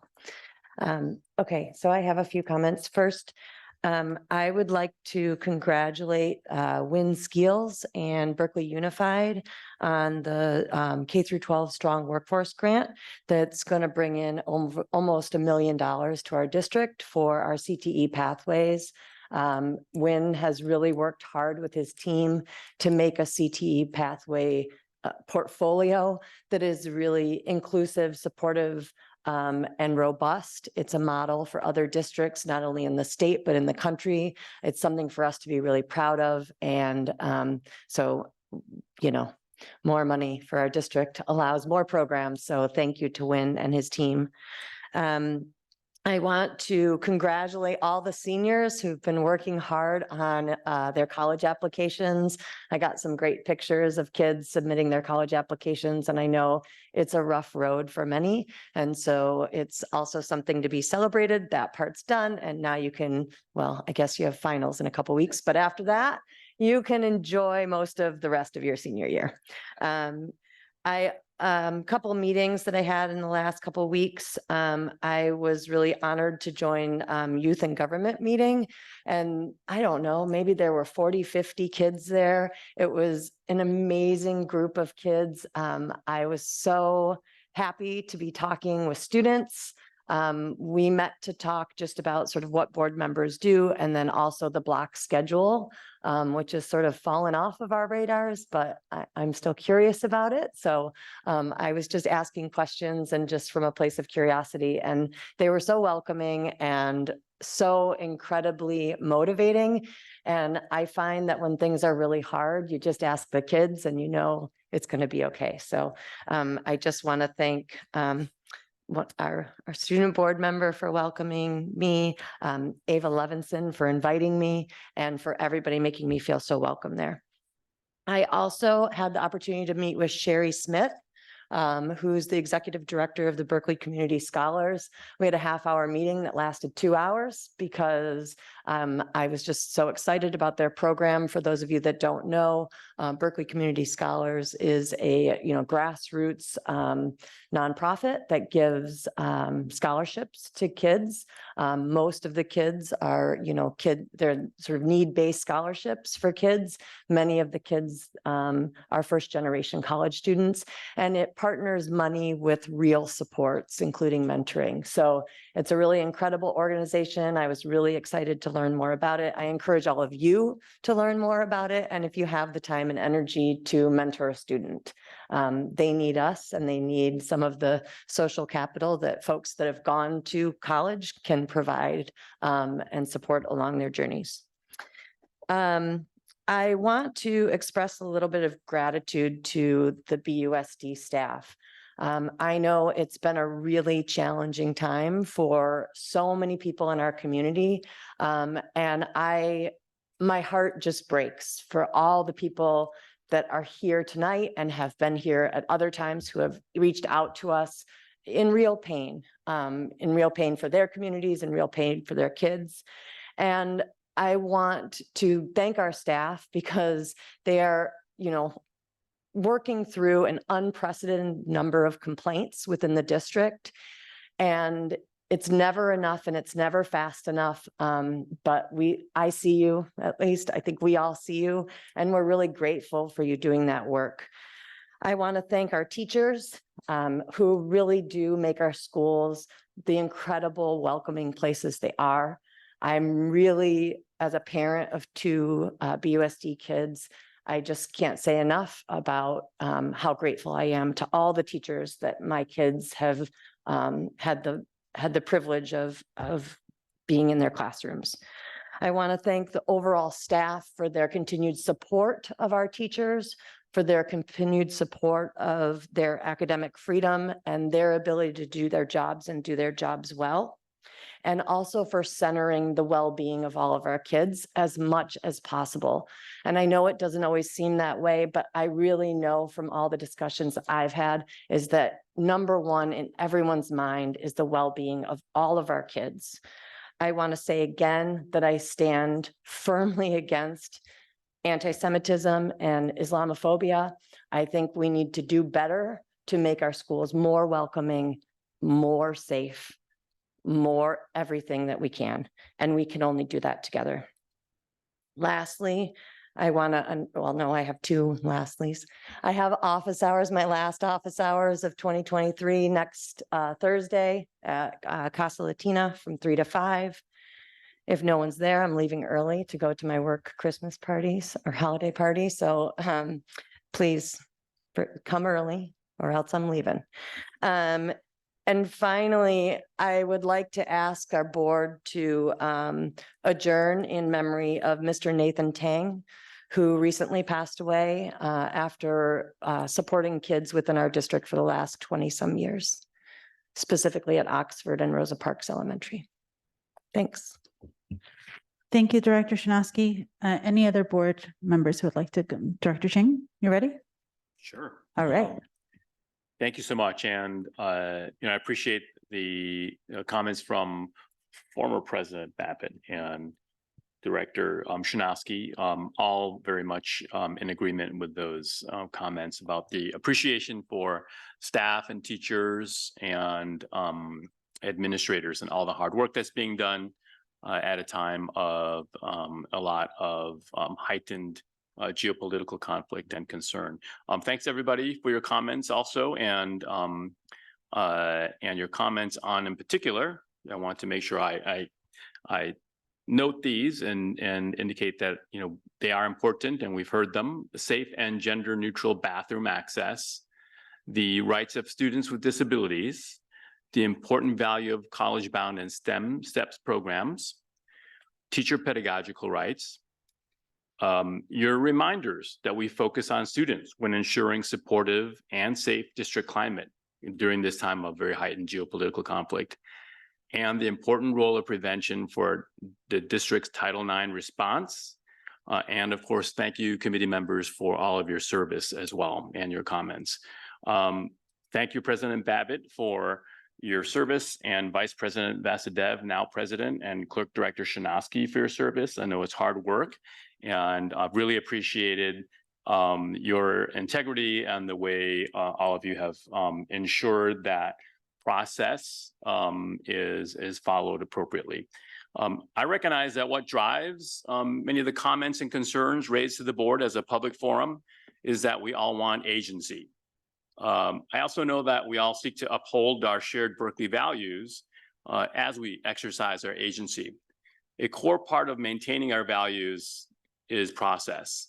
That may sound boring or bureaucratic, but I understand prompt and effective process as the best way to ensure fairness regardless of background and identity. Prompt and effective responsive process to concerns and complaints of Islamophobia or anti-Semitism in particular is one of the best ways in this current moment to build trust. District responses are managed by each school site and staff and teachers and the Title IX team here. Continuing training on SB Policy 6144, Title VI, and First Amendment rights and responsibilities can continue to support prompt and effective process. If you have a belief again or concern of shared ancestry discrimination, please do use the available process that is in place. Since the last meeting, I've worked on a BSEP renewal campaign kickoff. I just want to remind folks on the importance of the BSEP measure. Many of us here on the board are supportive of this, of course, and have been involved. I co-chaired an event this past Sunday, and with a few other folks. No conversation about this? No, I think we can't have a political conversation, but thank you, Director. Thank you. Extracurricular work. I joined the BHS Wellness Center's grand opening. We met young people and staff and teachers, including students who are serving in the peer support capacity. Thank you so much for the service there. I'm very excited for the opening of the BHS Wellness Center. I also met with the audit team with Assistant Superintendent Follensby and her team, which they will be describing their efforts today. And I very much appreciate their review of the very complicated budget of the district. Also, I continue to meet during office hours. Email me with a request and we can set up a convenient time. You can look on the website and you'll see my email address. And we have a little break until the next time we meet. Thank you and have a safe, restful, and happy holidays and break. Thank you so much, Director Chang. And now I'm looking at, are you ready, Vice President Brown? All right. Good evening, everyone, and thank you so much for joining the December 6th meeting of the Berkeley Unified School District Board of Education. First, I'd like to, as always, thank everyone who came out tonight to speak to the Board of Education on topics regarding gender-neutral restrooms, January being recognized as Disability Awareness and History Month, college bound, ongoing impacts from the war and how those impacts show up in our Berkeley community, support for GSHAC, and the PAC comments that we received tonight. I would especially like to thank Mr. Sir Remy for speaking tonight in support of College Bound. And I'd like to call out Sir Remy because months back, the school board approved a board policy around questioning and apprehension by law enforcement. And we were able to pass that resolution only because of the work and advocacy of Sir Remy. He used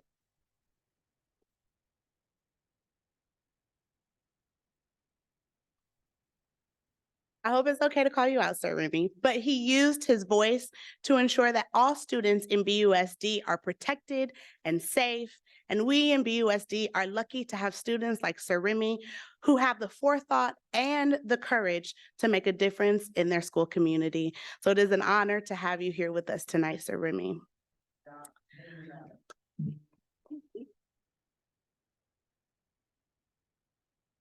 On tonight's agenda, I look forward to a number of things, including but not limited to the approval of Resolution 24017, declaring January Disability Awareness and History Month. As the granddaughter of one of the writers for the Americans with Disabilities Act of 1990, an act that came before me and Sir Remy were born, as the granddaughter of, you're laughing, it's true. As the granddaughter of the deputy director of Berkeley Center for Independent Living for 30 years, and a place where I grew up, and as the granddaughter of one of the driving forces behind Berkeley's curb cuts, which ultimately made its way across the world, I am proud of our district for passing this resolution tonight and for our ongoing commitment to equity and the ways that we celebrate the beautiful differences that make up a community as unique and diverse as Berkeley. I'm also excited to hear two timely and imperative discussion items that are agendized. The first is an update from our reparations task force, and following will be an update to our African American Success Framework work. It is no surprise that these two items are agendized back to back tonight, and I'm excited about tonight's intentional meeting to show our commitment to the holistic educational experience of Black and African American students in Berkeley Unified School District. You know that being first is important to me, and you know that because I say it time and time again in these meetings. But I am happy that Berkeley Unified School District I am happy that we will hear updates tonight from the first ever reparations task force created by a school district and comprised of school and community advocates, as well as an intentional intervention manifested through the African American Success Framework, which is the first of its kind in the entire nation. We as a school district have so much to be proud of. So as we receive tonight's presentations, please listen closely as you are bearing witness to what will be a pivotal moment ever etched in Berkeley Unified School District's history books. In closing, I would like to take the opportunity to thank outgoing President Laura Babbitt for her work, commitment, passion, innovation, creativity, and even mom jokes that brought light to our heavy meetings. You, former President Babbitt, led us through times of triumph and even times of trial, and we have benefited because you were in the seat at the right time.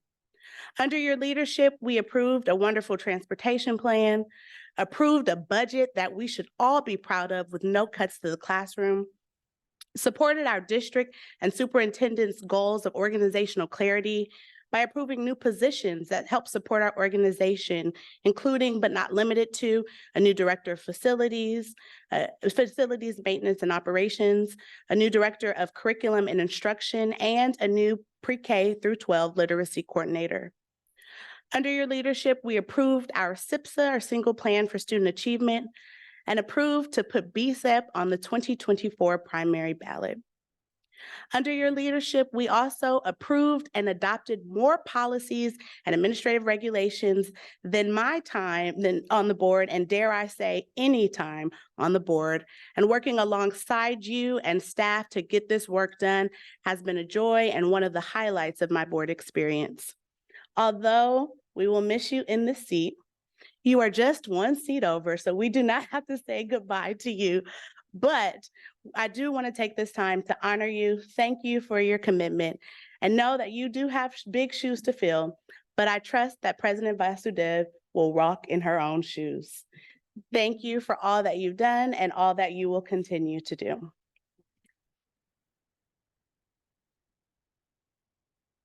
Thank you, Vice President Brown and Student Director Caitlin.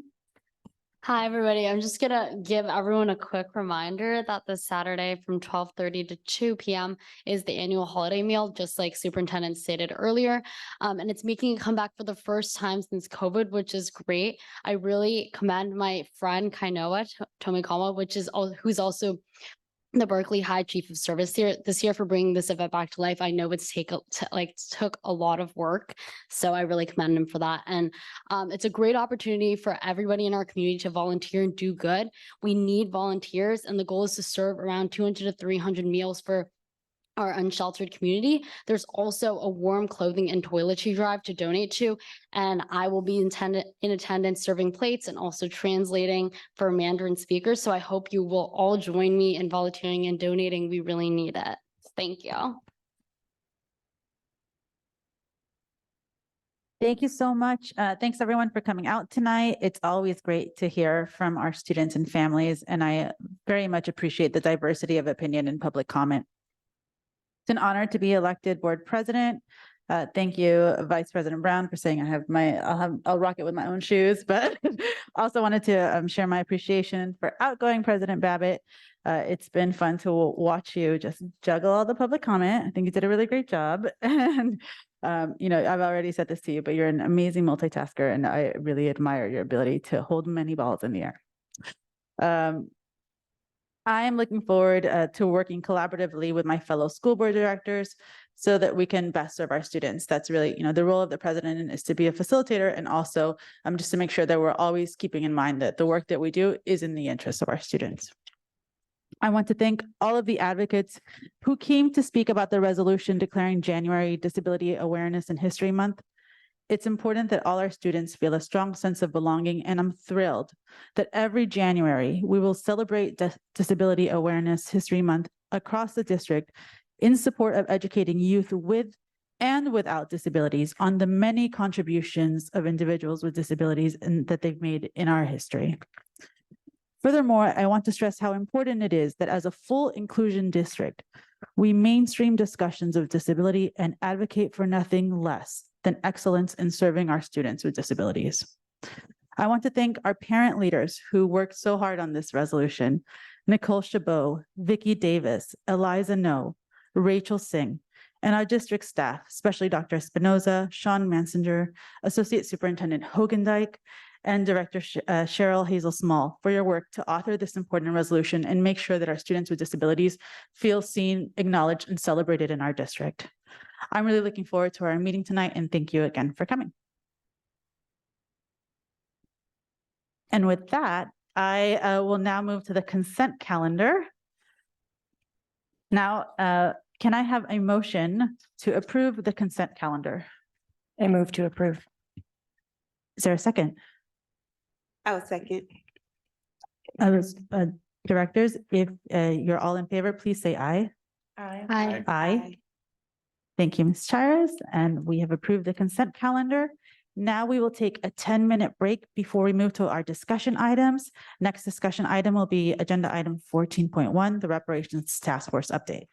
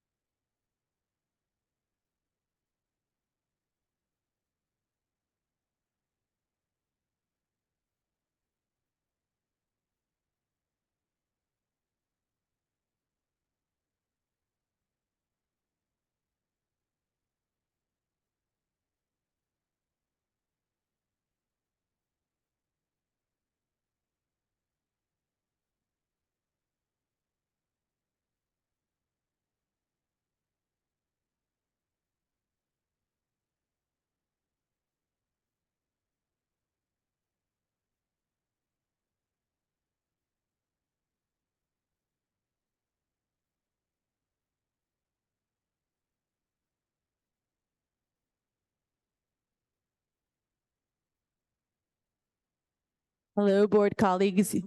This is your 50-second warning. Board of Directors, please return. Board of Directors.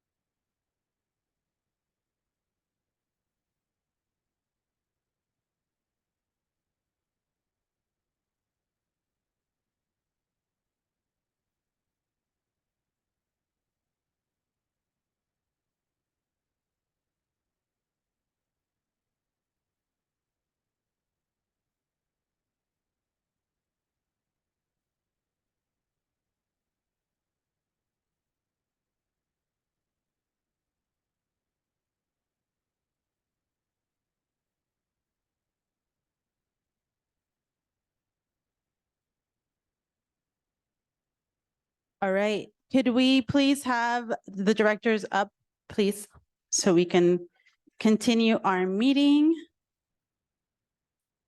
Have agenda item 14.1. Thank you to our presenters for being ready. We appreciate you.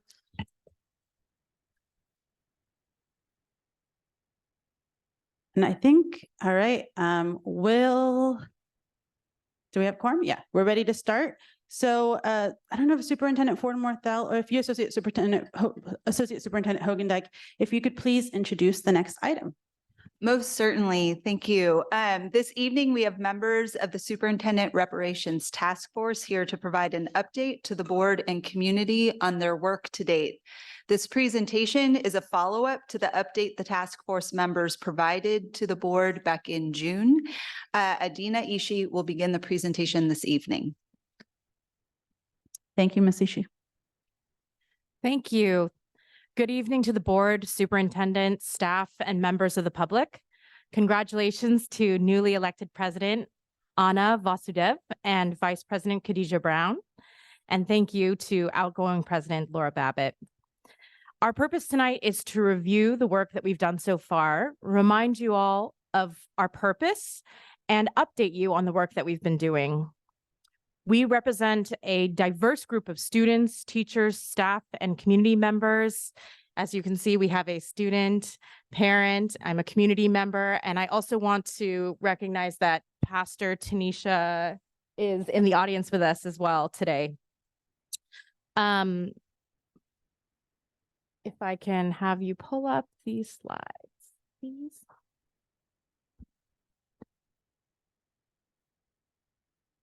Thank you.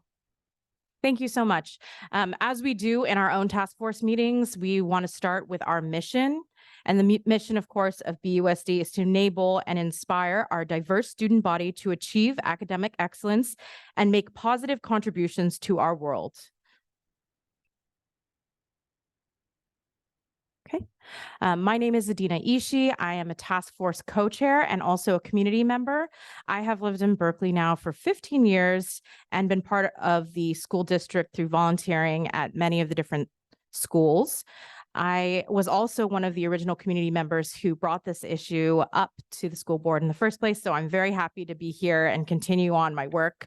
One of the reasons why I'm here is because I am Japanese American, and many of my family members were incarcerated during World War II in Japanese American concentration camps. They later received redress and reparations for that mistreatment. And I carry on that legacy today by being here and supporting Black reparations. That's why I care about this issue. And I want to also allow my co-presenters to introduce themselves as well and why they're here doing this very important work. Oh, I get this one. Hi, everybody. So my name, I'm nervous. I'm sorry.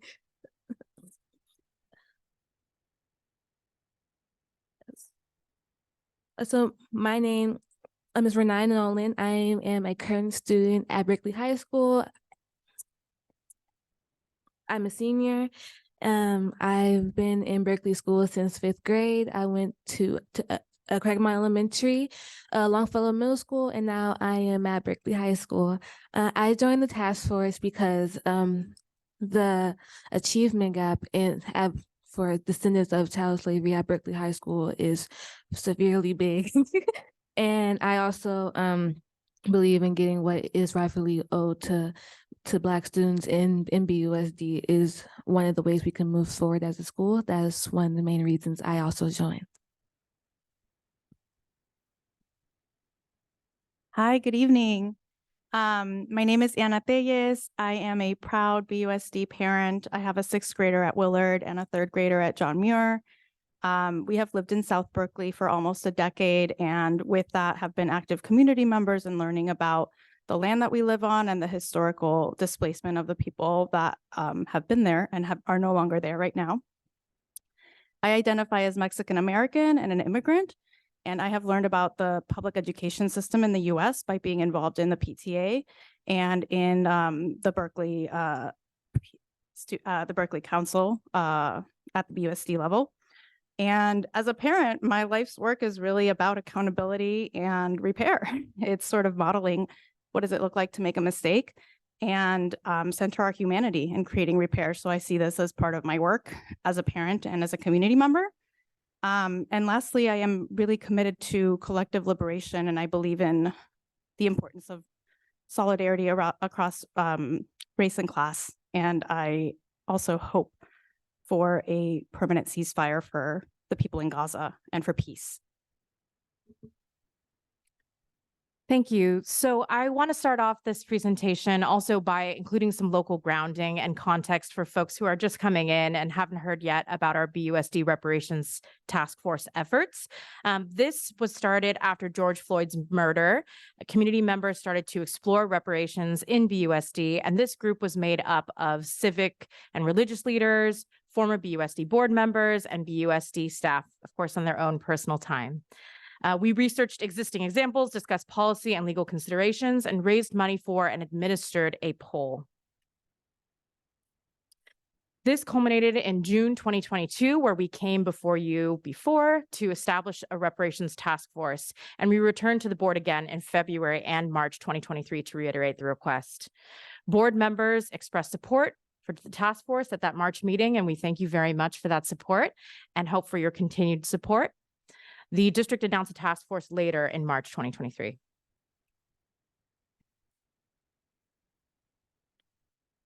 So these are the questions that we are focused on as a task force. First of all, how can BUSD fund reparations? What does reparations look like? And how can and should BUSD implement such a program? All three of these questions are equally important, and we are very focused on answering them.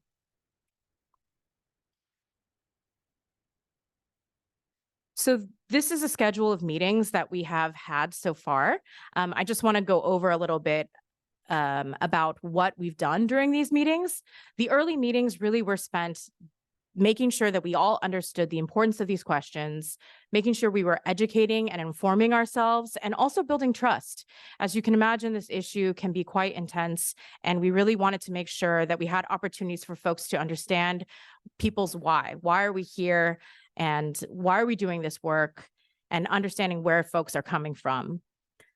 We also learned about and discussed the importance of hearing from the community. It was very important to the task force, and it still is very important that we hear from community members. So even though the first few meetings were spent really educating and informing ourselves, we wanted to make sure that we spent time hearing and getting community feedback.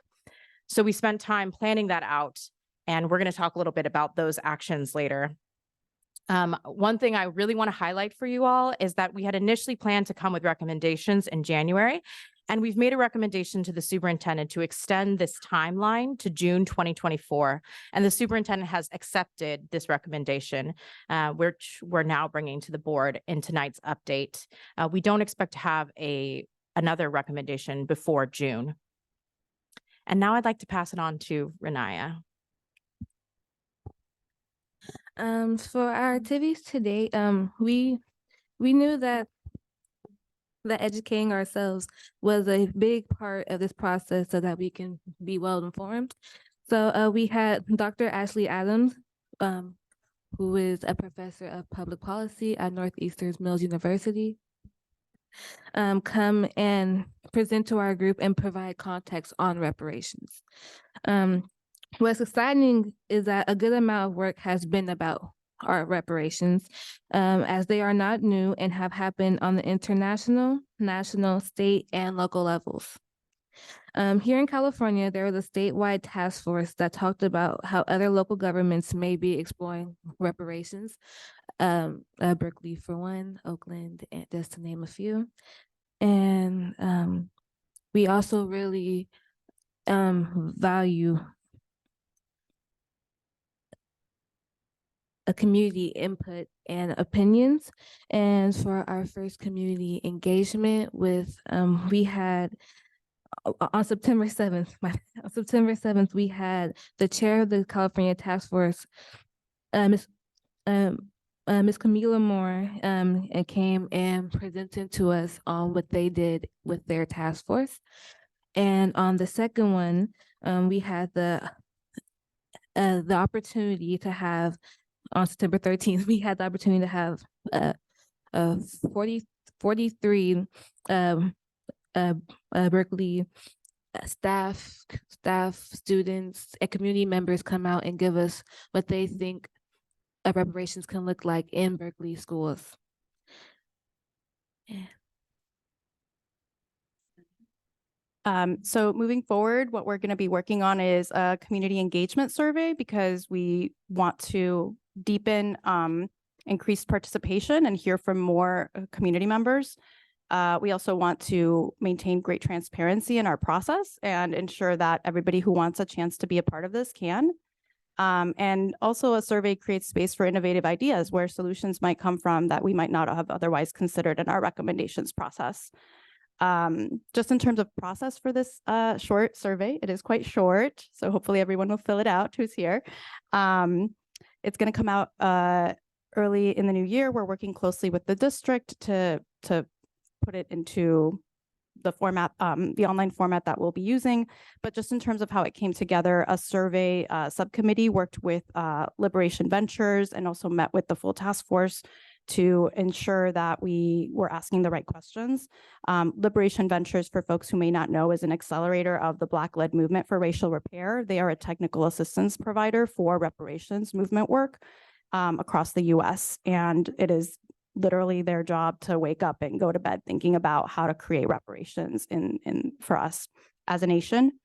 So the task force, just in terms of outreach for this, has also put together a list of outreach to a variety of community spaces that's going to hopefully cover thinking about, from Berkeley High students to parents to other community members. And we're happy to share about that if you all have questions in terms of who we're thinking.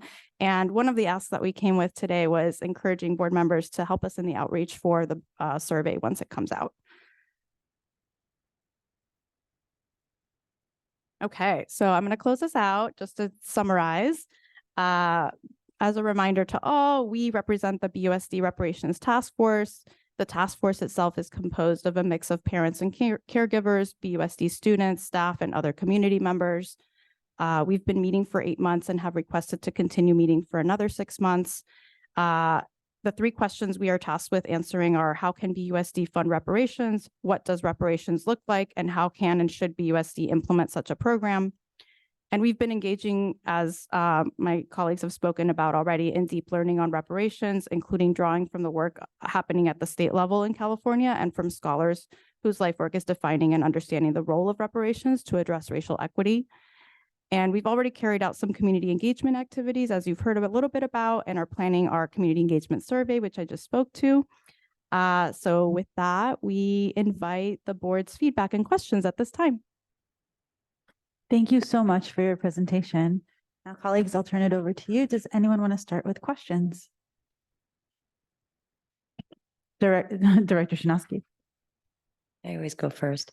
I just want to thank you for all of the time you've put into this and how thoughtful you've been in engaging. And I'm really excited to see the survey. I commit to you to do all I can to share it. I think it's a really important piece of the work that you're doing, is to make sure we get as much community engagement and sort of thought partnering in the entire process. So thank you all for that. And you have my total commitment to do anything I can to help support that. Thanks. Thank you, Director Shinosky. Any other colleagues? Do you have any questions? Yes, Director Chang. Thank you so much, President Vasudev. Thanks again for your service. And I know this is a lot of hard work and requires a lot of engagement. I do appreciate the range of members on the task force that you have, including the faculty members and also your outreach to the public. And your inclusion of students and parents in the community. So I think that's really important to ensure that there's a full expression of different viewpoints and input too. And I'm looking forward to the survey, and I will support the survey, and I will fill it out as well. Thank you. Thank you, Director Chang. Don't know if Vice President Brown or Director Babbitt have any questions? I don't have any questions at this time. I would, however, like to appreciate your thorough presentation that you provided to the board, and not just this time, but a couple of months ago when we got to see you last. I will say that when we first began this work around reparations, there was a little bit of scuttlebutt, folks really trying to figure it out and figure out what move we were making. And I want to make mention to all of the outreach that you all have done as a task force, as shared and presented tonight, especially with the town hall forums. Those events provided a lot of information to our community members. There was mention from one community member who said that they were nervous and didn't really know what reparations was about. But however, when they came and visited the town hall forum that we had, or you all had, they were very impressed, learned a lot, and excited to not only support reparations, but support this specific project in BUSD. So thank you for your outreach. And since the scuttlebutt has kind of calmed down, and I'm really appreciative of that because it shows that our community is one that is ready for a project such as this. So thank you to all of our amazing community members, our staff members, our students, and all of those who are committed to this work. We, as a board, as a governance team, really appreciate it. And as expressed by my board colleagues, Shinosky, Chang, and I'm sure will be expressed by my other board colleagues, I am in full support of reparations for BUSD students. I'm in full support of this task force and will support and try to fill out and disseminate the survey as necessary. Thank you. Thank you so much. And Director Babbitt. Thank you. I want to say they made this work look like, they said it's been difficult, but they made it look like it's been kind of easy in this presentation. And as someone who's been in those meetings, who's gone to the subcommittee meetings, you all are working hard. People are reliving trauma in these meetings. People are trying to move forward while still feeling the pain of what has happened systemically. And so we have continued to work, and you all have continued to lead and work us towards moving towards this charge in the midst of everything. And so I want to thank you not just for your service, but for your courage. I want to thank you for your dedication to keep pushing through the difficult times. And again, I give my support, but also hope that we will see the reward of your labor. And I want the community to know that we didn't just have the California chair show up. It's been relationships that have really driven this kind of participation. And I'm saying that so that more of you, more of you know people who are specialists, people who are willing to give of their time. This has yet to cost Berkeley Unified School District a penny. And so we appreciate that. And I want to say to others, continue to reach out, continue to pour out, and continue to help us with that expertise, to have Liberation Ventures review the survey after the hours and hours and hours that were spent by those, we've done research, we know what we feel, we know how surveys come across to us, but then to be able to have experts review it. So it's that kind of support and that kind of expertise that has also benefited this community. And I want to urge everyone who knows someone to please continue to offer that kind of expertise to this task force. Thank you. Well, thank you so much. I also wanted, go ahead. Oh, go ahead. Oh, I'm sorry. I didn't see Vice President Brown. You can have another comment. no. I'll save mine towards the end. You can go ahead. Okay, thank you. I did just want to thank you, Vice President. Who are you, former President Babbitt? I did want to add and make the public aware that in addition to the support that you've verbally heard from our governance team, our inboxes since we've begun this work have been flooded with support from community members, from elected officials, and from those even outside of the BUSD or Berkeley community. And that is really important and something that we should make mention, especially in the day and age where folks seem to be on different sides of so many different things. What we can say is that we have been receiving an outpouring of love and support and appreciation for this work.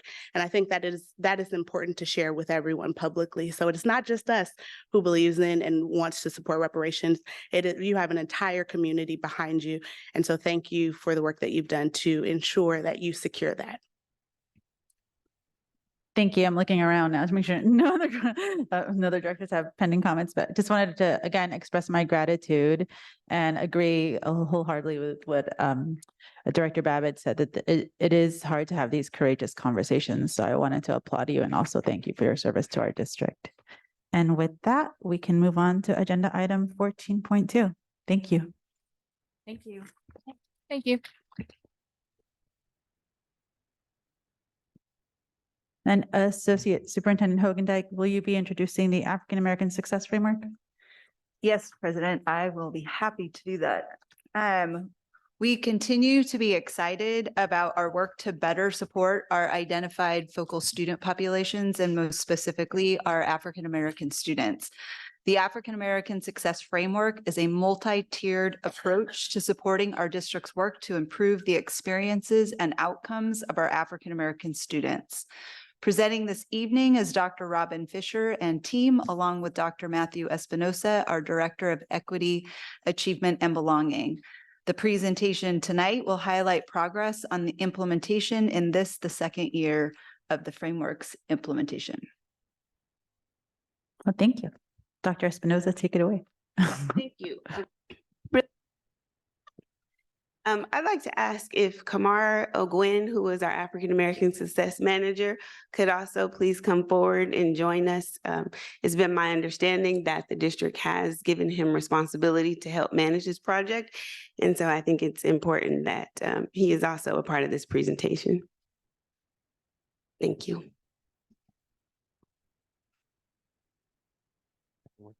Huh? Yeah. How does it go backwards?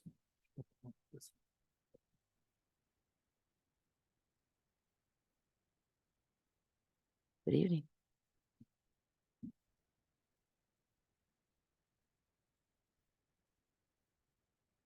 Okay. Yeah.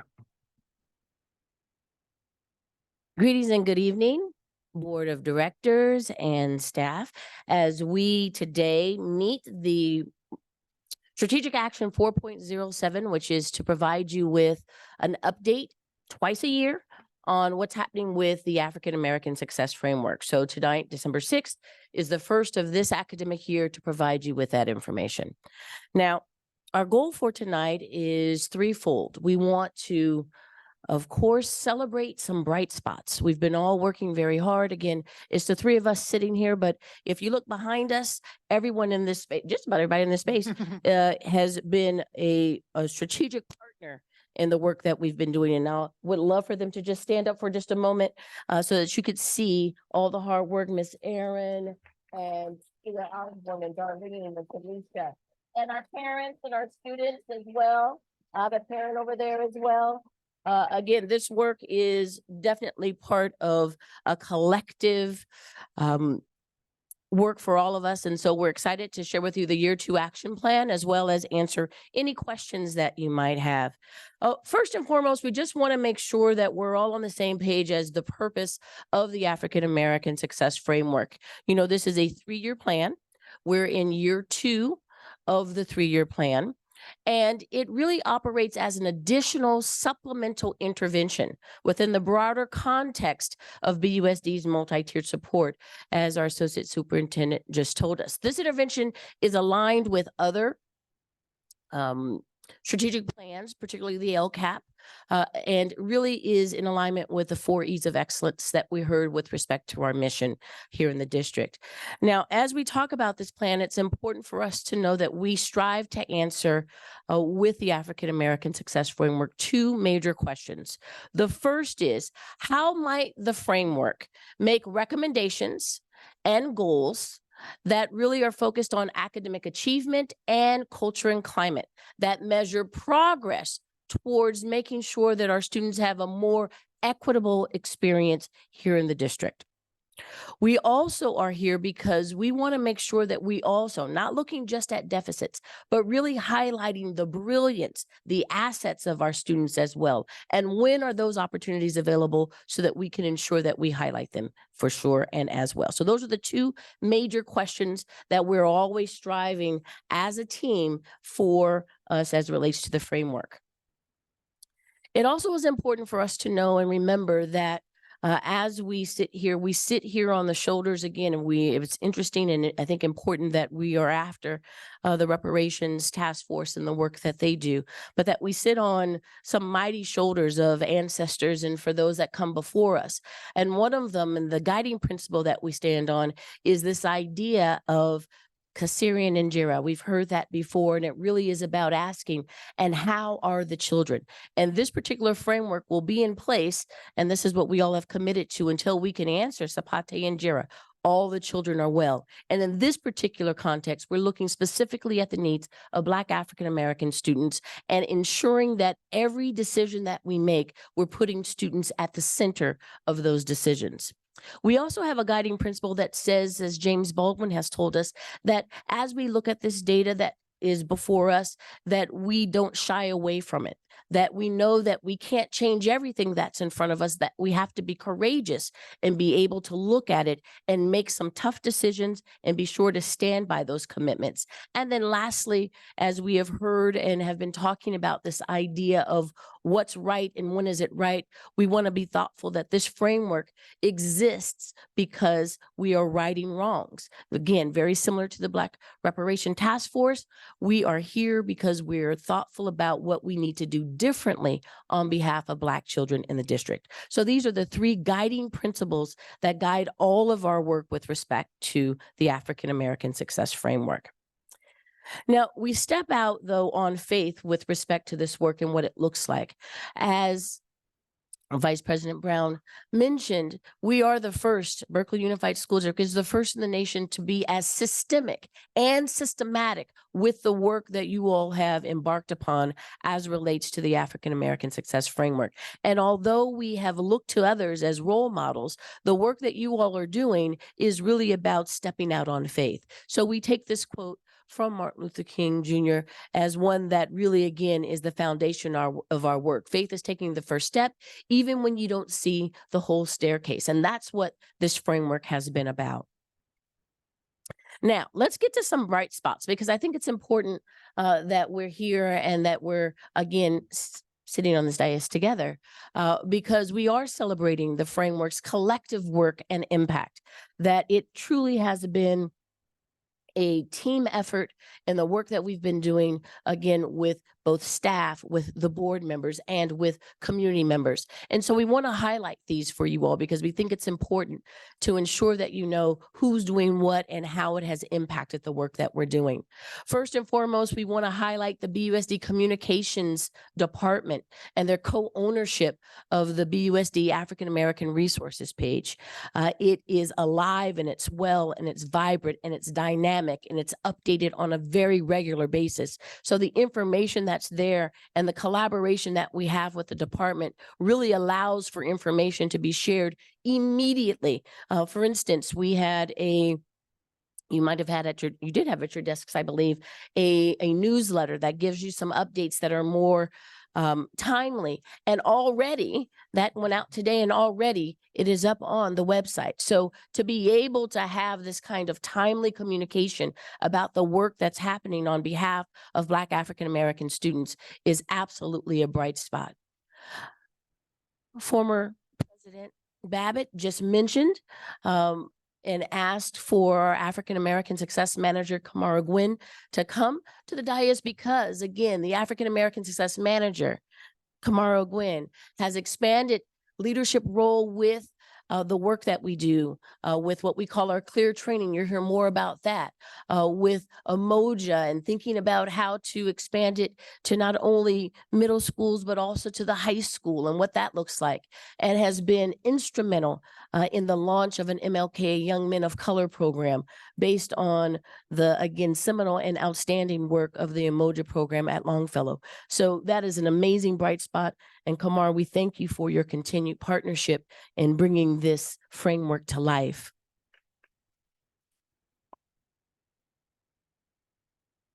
We also want to celebrate the middle school principals. All 3 middle schools, we have strong engagement, and it gives us an opportunity really to be thoughtful about those spaces where we can be have what do I want to say? I want to say not case management, well, we can have case studies. Thank you. Well, we can have case studies of where this works and how it works and when it works and why it works. And all 3 of our middle school principals and their administrative staffs have been incredibly supportive this academic year of this work. We also have, again, under the leadership of Dr. Espinosa Castro and the leadership of Ms. Carla Gayden with the CSACE collaboration and our CSACE coordinator and CSACE consultant, being thoughtful about, again, how can we make sure that the work that the framework is doing is integrated with the work that's happening across other improvement programs and what that looks like and means, so that this isn't another add-on, but that it is truly integrated into the district's work. We also want to highlight the BHS Math 1 pilot with a 9th grade teacher who has volunteered time for us to be thoughtful about what's happening for Black African American students in our Math 1 classes, and that there is something that we need to explore more with respect to success. And we do have a teacher that has volunteered to be a part of this pilot and what that looks like. We have continued support of BTA as far as case management is concerned.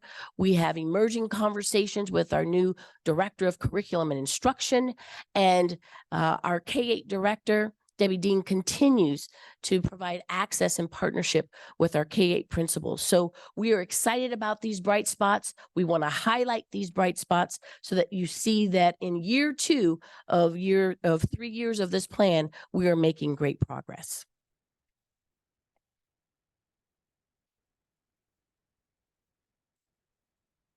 I'm going to back up just a little bit. What I think is important as well is that the reason why I think that we have continued to have momentum and be thoughtful about this program is that we really have, again, had collective work and impact, but we have been consistent. We have collaborated and we continue to communicate. And as you see, there have been now 3 reports, the actual framework, there has been a year 1 report, and then there has also been a summer report. So again, keeping the lines of communication, being consistent and collaborating on all elements of the framework.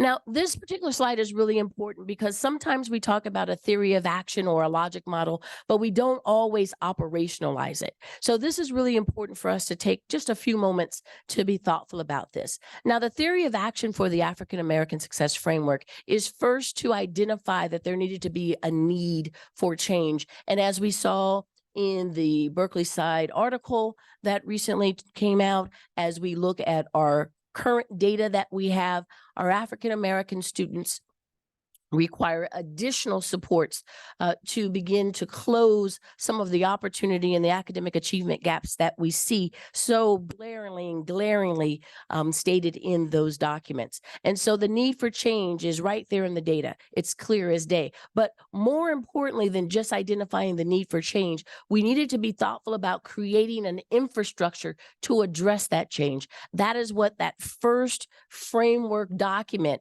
with 51 strategic actions is really about. What is the infrastructure that needs to be in place to address and identify, to address the needs that have been identified? Now, it couldn't be just an actual document with 51 strategic actions. You needed actual people, human resources and financial resources to ensure that we could gather data and we could test what we thought would be important. So what you see there are the partners that are imperative for us to do this work. And again, we saw some of them stand up with respect to that work, and they're here today in support of that work because that infrastructure is necessary for us to gather and use that data to actually have programming report back to you and then have seamless integration of the practice with Fidelity. And you'll see that we have 11 school sites that are participating, up from just 5 last academic year, that are really focused on this work, and we'll talk more about that. So this theory of action is truly being operationalized. And so we want to bring that to your attention because, again, a lot of times that's not the case, that we don't have, as my grandmother used to say, the proof is in the pudding. Well, this is some of the proof that we're actually beginning to see the outcomes that we hope to see in that initial framework document. Now, you may recall that the framework itself, though, although it's heavy in its 51 strategic actions, it really is focused around 2 major categories: academic achievement goals and culture and climate goals. And so the work that we're doing, that again is being thoughtful about with these 4 goals in these 2 categories, how can we begin to make impact and change what's happening for Black students? It's important to note that in year 2, 90% of the African American Success Framework's strategic actions are either in progress and or completed. That means 46 out of the 51 strategic actions have been completed or they're in progress. Now, the 5 that are remaining that we haven't yet begun is because they begin in year 3. So again, we are diligently working towards meeting the letter of the actual framework itself, not only the spirit, but also being very thoughtful about what those strategic actions are and what that means. So much so that we even quoted a strategic action just as we started. This is strategic action 4.07 that we're actually providing you with an update with respect to this work and what it looks like. Now, what we like to start all of our meetings, and we didn't do it here, but we want to do it now. We say Habari Gani.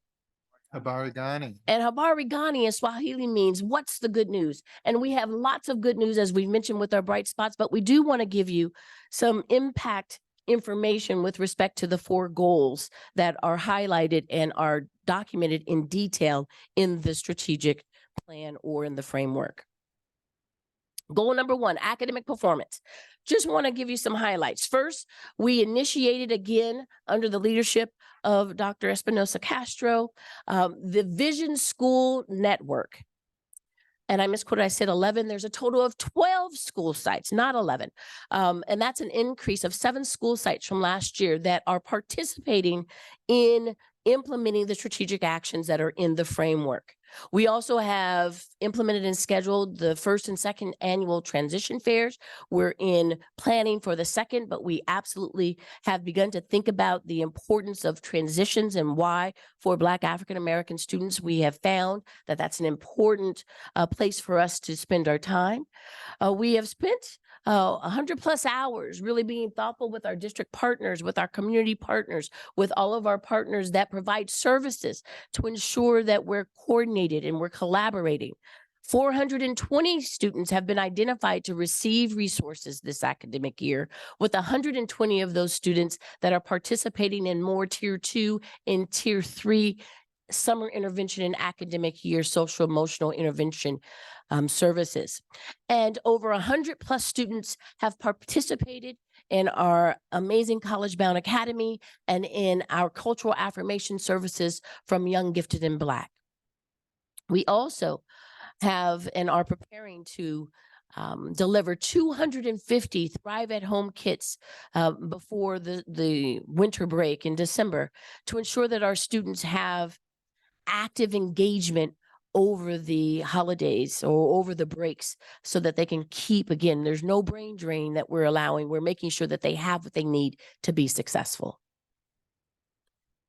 We also want to just share this with you again, those 12 school sites who are both Vision schools, early adopter schools from last year are now the Vision School Network.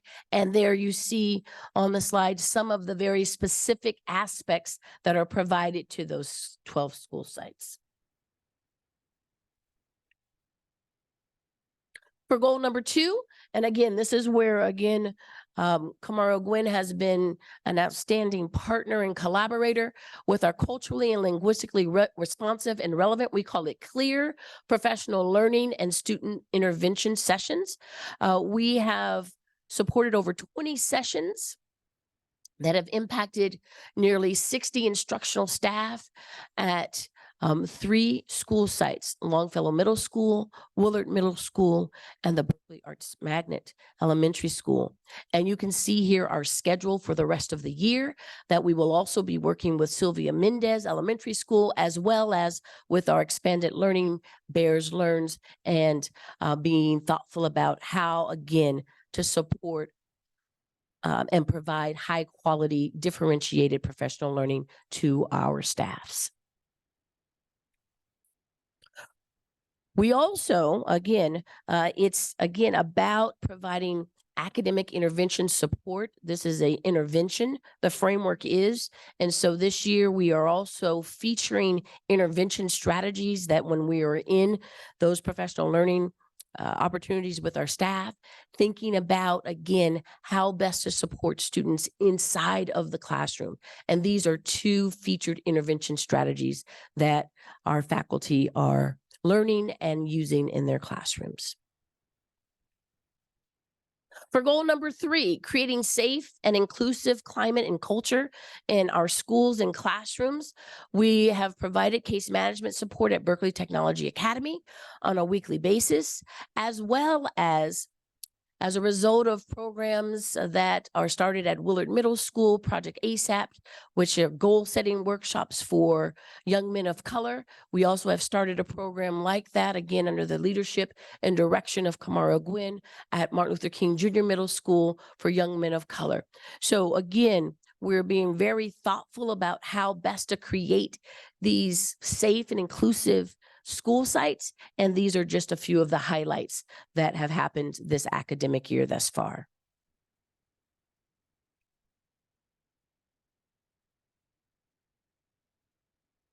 Would you forward that for me, please? For some reason, the remote is not. Thank you so much. And for goal number 4, engaging with families and communities. We have focused on making sure that we have had our 2nd annual Black to School community event. We have launched the African American Advisory Group that, again, was the brainchild and the hope and desire of both our former president, Babbitt, and our current Vice President Brown, to ensure that they have a group of folks that could advise with respect to the work that we do and what that looks like and means. It has met 9 times. It meets on December 13th of next week. And we also are convening 6 family engagement sessions at several school sites, and plan to at all of the school sites this academic year that are part of the Vision Network schools.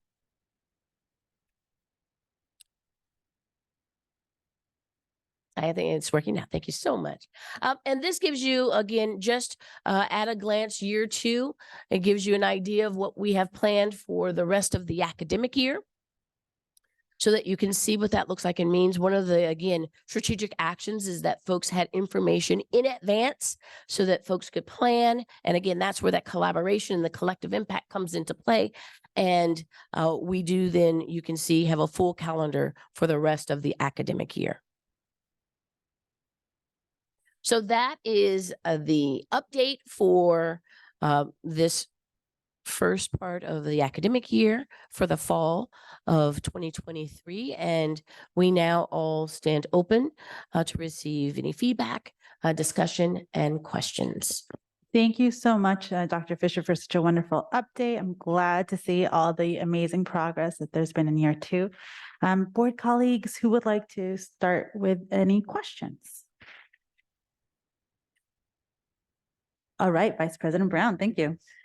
No questions for me, just feedback and appreciations. Thank you all so much. This is for this academic year, the first, as you mentioned, the first update that we've received. And of course, as always, it is very well prepared, timely, and super important to the work that we are doing in BUSD. I do just want to call out completing 46 of the 51 strategic goals, 90% of the strategic goals is something that I hope that all of you will join me in applause.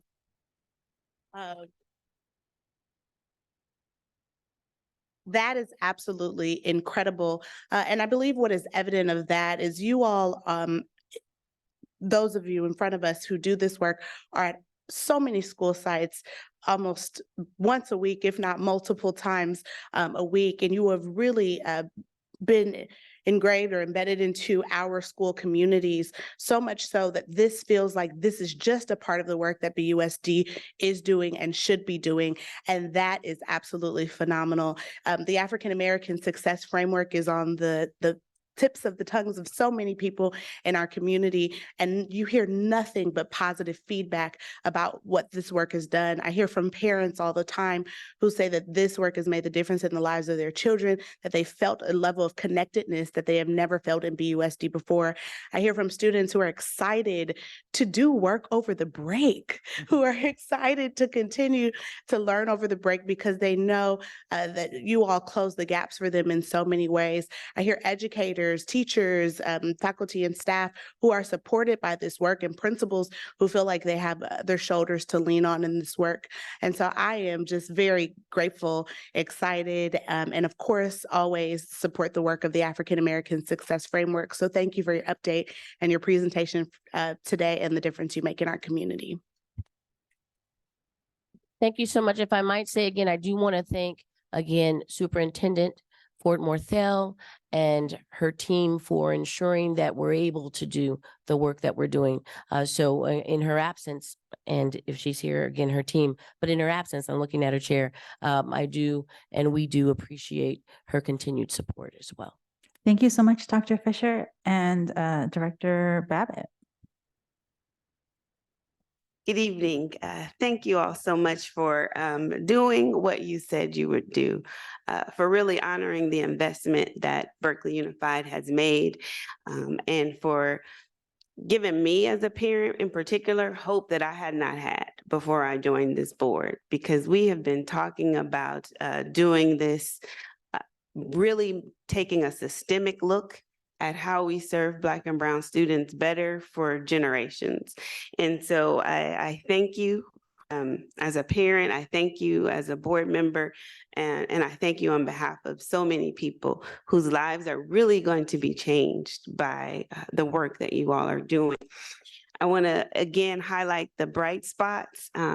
As I called Mr. O'Gwyn forward, I also want to acknowledge Debbie Dean, who's here. She is our K-8 director. Thank you for your continued access and partnership with all the K-8 principals. For the middle school principals to have 100% buy-in, that is phenomenal in this district that I have observed for so many years. I want to thank Ms. Gaden, who is here with the C6 plan, and for this Math 1 pilot with the 9th grades. Now, you all know the issues that we have with math and how it is a true historically known fact that it being a gatekeeper of keeping so many children out. of college going access. And so thank you for really identifying all of these spots and not just stopping with the identification. And I want to thank our board colleagues for continuing to not just stop at the identification, but supporting the work to address the needs, because that is the only way that we are going to get different results, is by moving from identification to continuing the implementation process to turn this thing around. And so also with the emerging conversations of our curriculum and instruction department, that is very key, because we know that for years, cultural competency is important, and the curriculum that we are using is also important. The two must marry, and the two will combined will also further make a difference. So thank you to our curriculum and instruction department for taking this work on. Thank you to all of the schools who have been taking the deep dive into the professional development services that are being offered.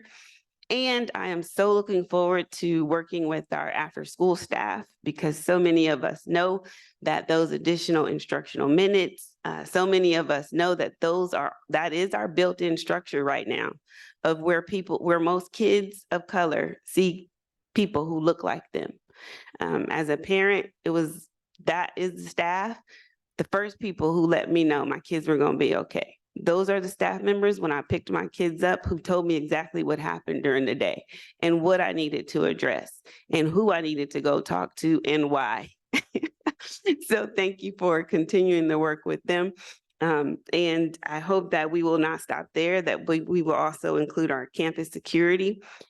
So many positive male role models in that department. Also people who let me know for sure right away that my kids were going to be okay, especially at middle school, y'all. When our kids go to middle school, we get nervous. Then when they go to high school, we get even more nervous. So I want to thank us for taking that whole TK through 12 look and really making a difference through this work.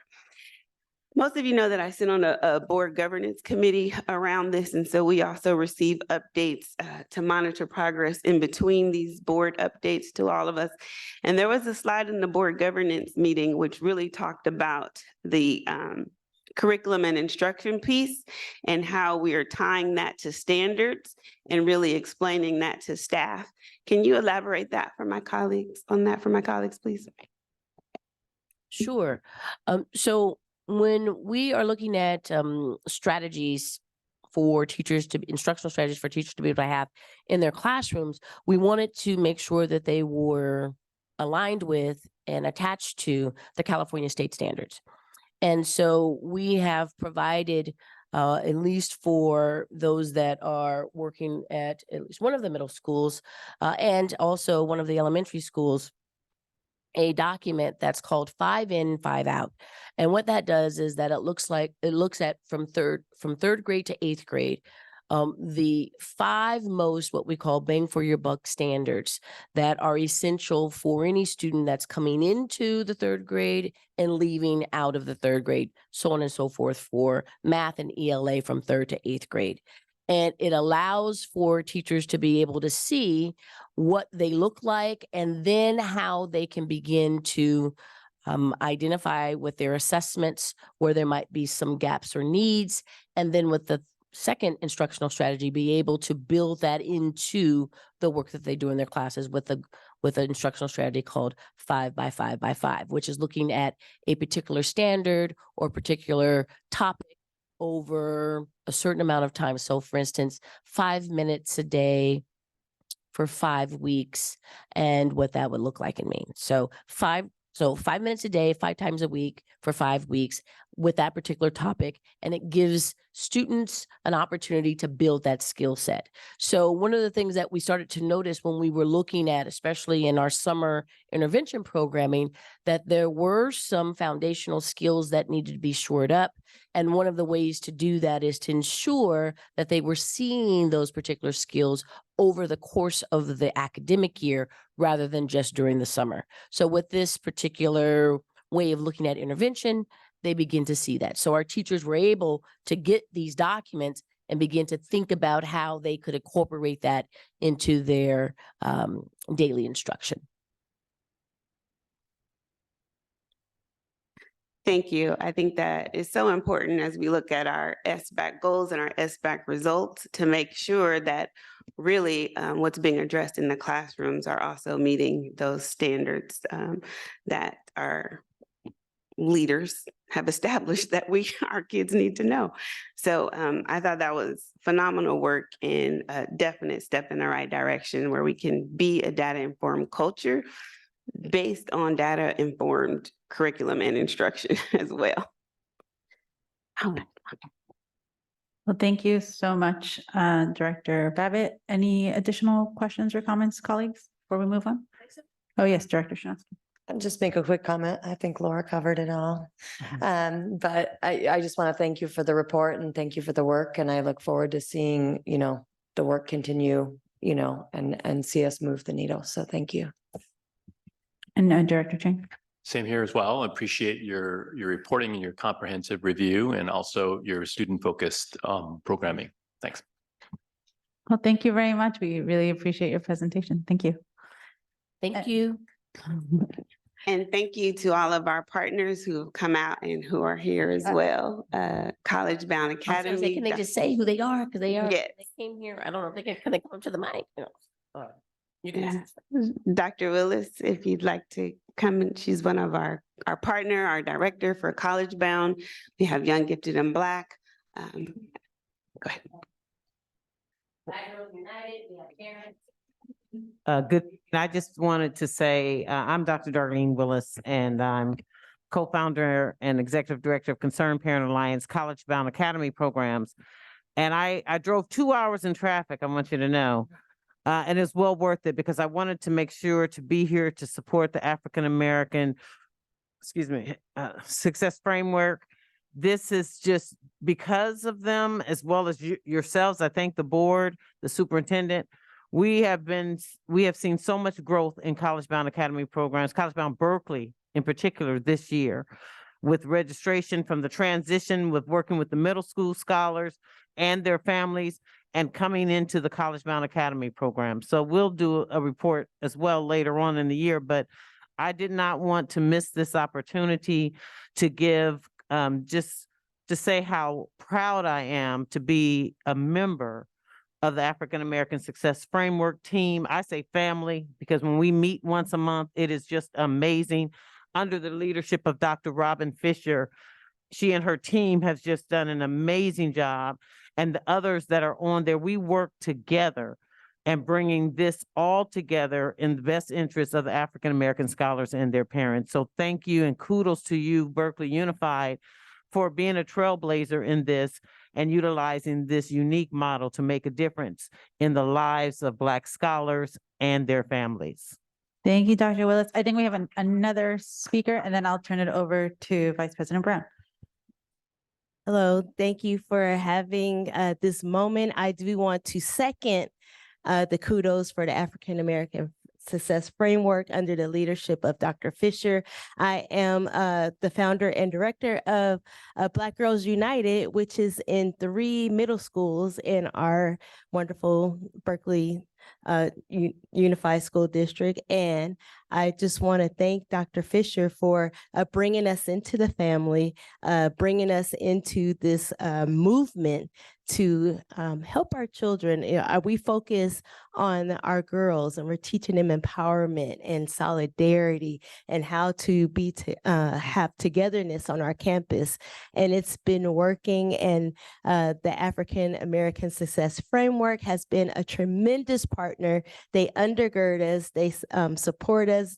We are invited to all their meetings and all the community involvement. So I just want to say that it's a phenomenal program. We're so happy to be a part, and I'm grateful. Thank you.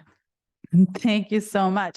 And then we're out of time for this item, but I'm going to turn it over to Vice President Brown for her last comments. Thank you. I just didn't want to miss this opportunity. In addition to giving gratitude and appreciation for our presenters this evening, Dr. Fisher, of course, I do want to take this time to publicly thank both of you, Pastor Tanisha and Dr. Willis. Pastor Tanisha, for your work in helping to create welcoming environments for our Black and African American girls and creating a a sisterhood amongst our girls. If you haven't had the opportunity to watch a Black Girls United session in action, it is something to behold. So thank you for all of your work.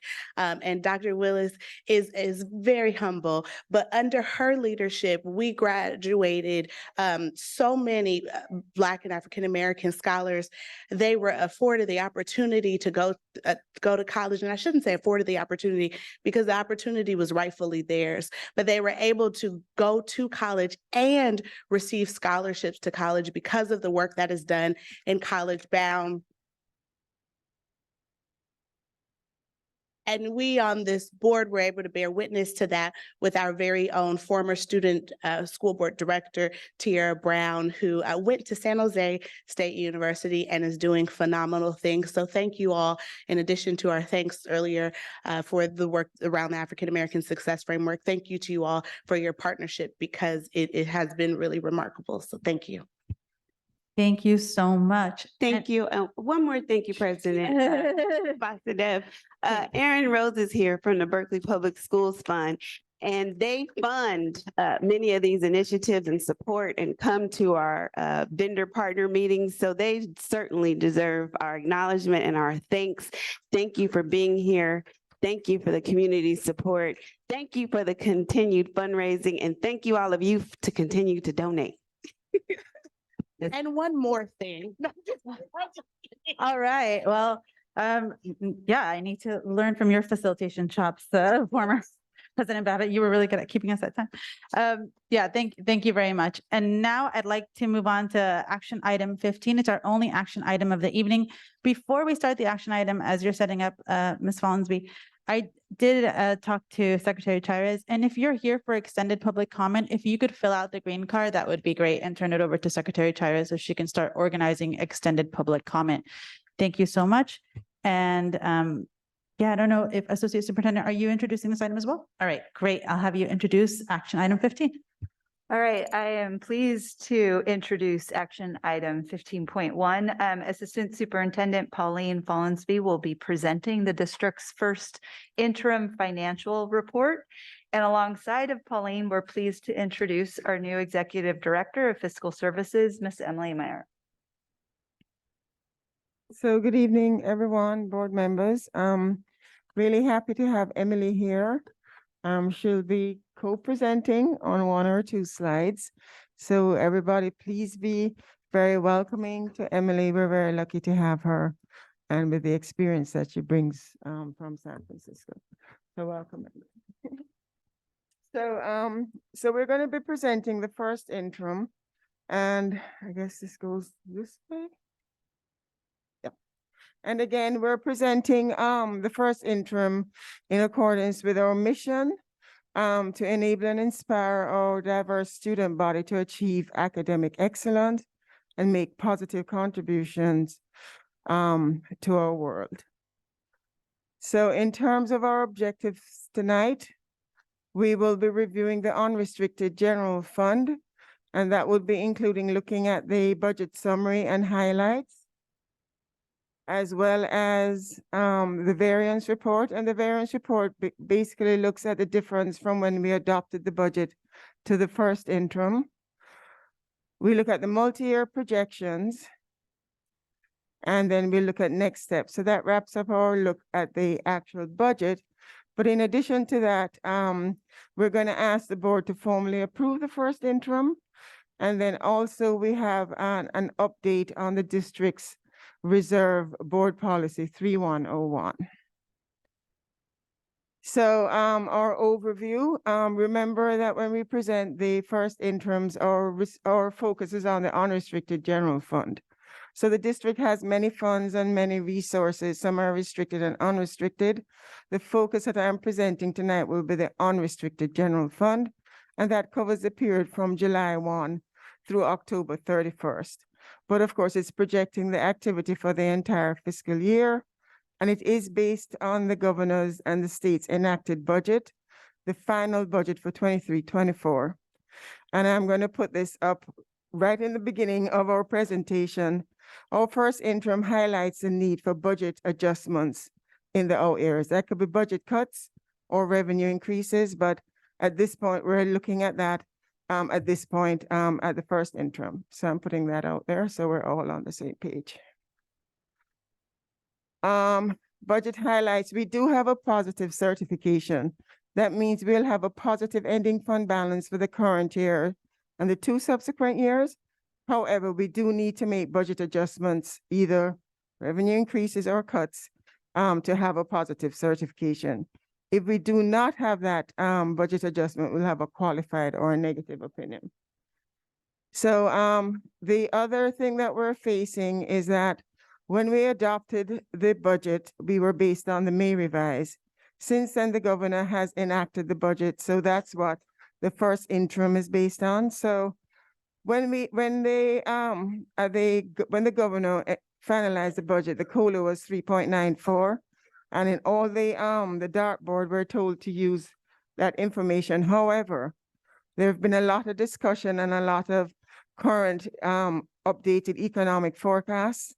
The COLA is not going to be 3.94, it's going to be 1% or possibly less. That's a huge impact to our multi-year. So I'll be presenting the multi-year with 2 scenarios, one with the COLA at 3.94 and one with the COLA at 1%. And the update on the district reserve, we have a link to the board policy there, but I'll be covering that really quickly just in terms of giving the board an update.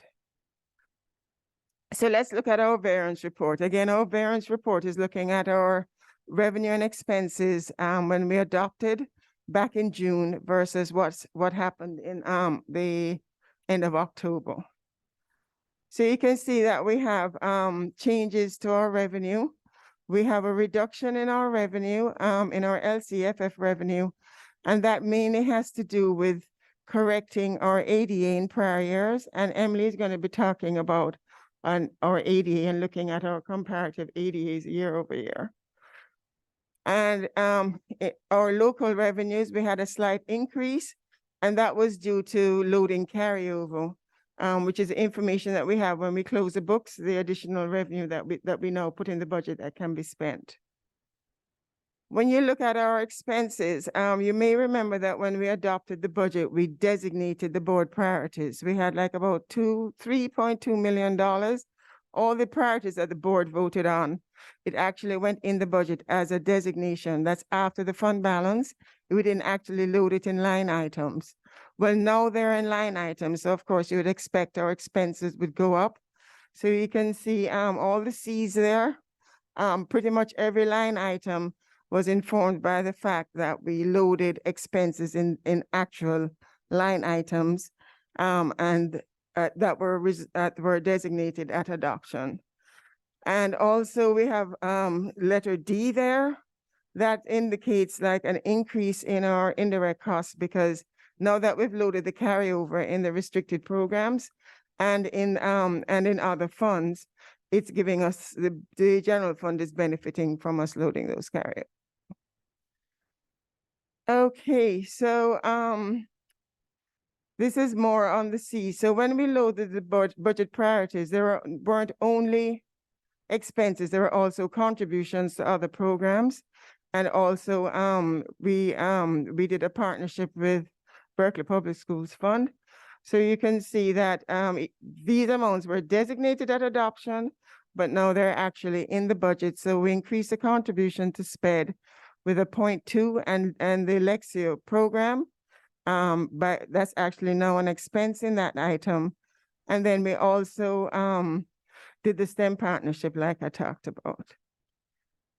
So when we're looking at our net decrease, or I'm not going to talk about it. I said I wasn't. So our undesignated fund balance, the change actually is as a result of all the items that I mentioned earlier. The change in revenue and expenses is giving us this net change. So then this comes to our designation. So you remember we designate after the ending fund balance, we kind of set aside our commitments that we've made.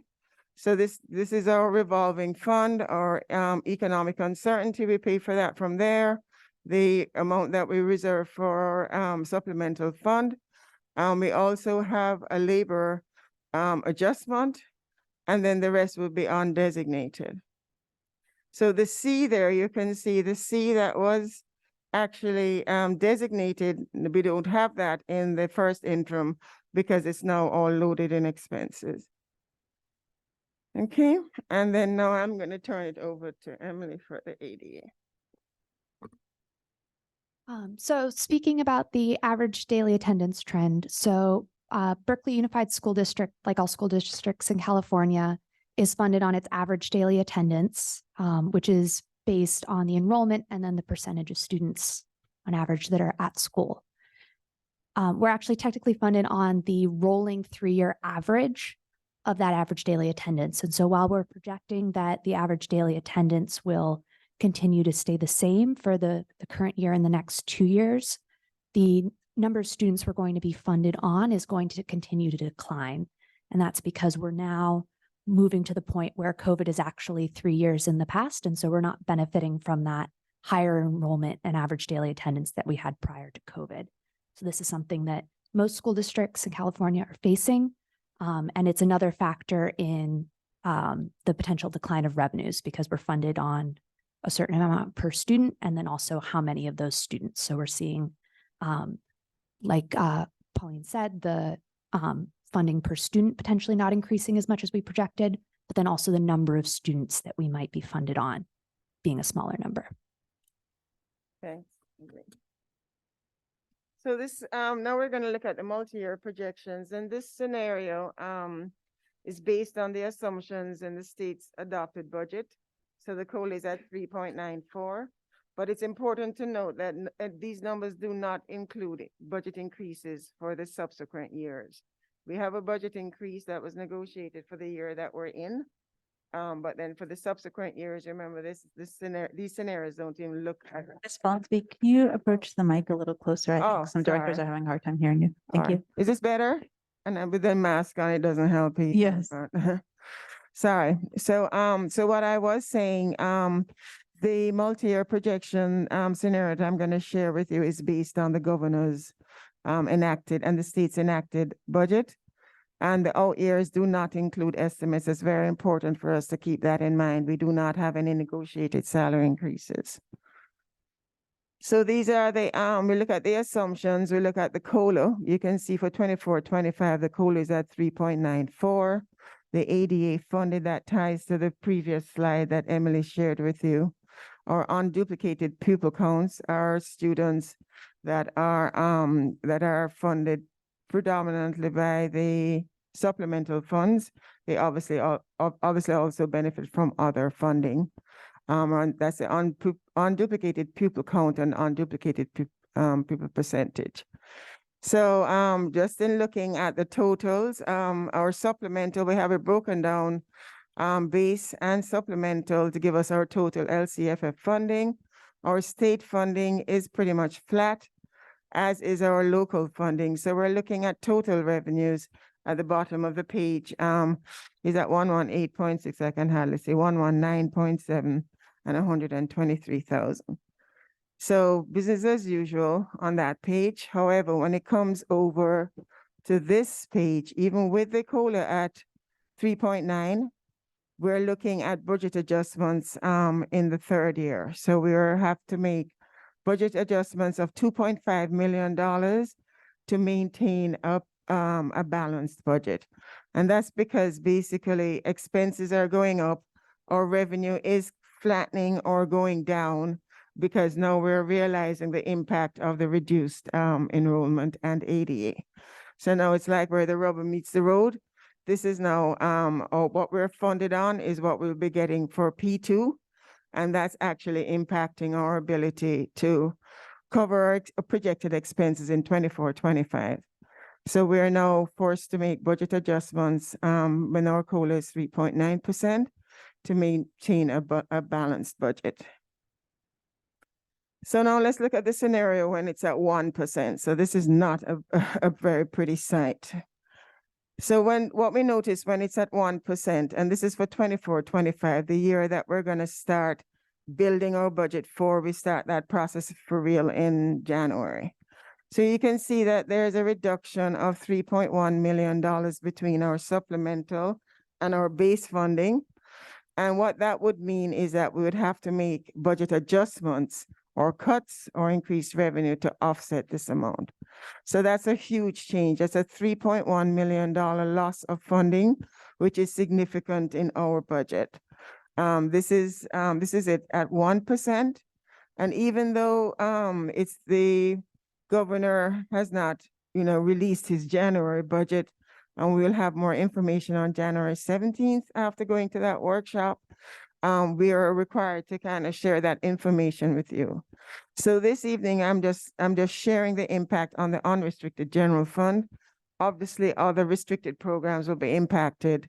That will be shared after we go to the governor's workshop. So not surprisingly, on the following slide, you can see that we have to make budget adjustments for the 3.1 loss in revenue that we had on the previous slide.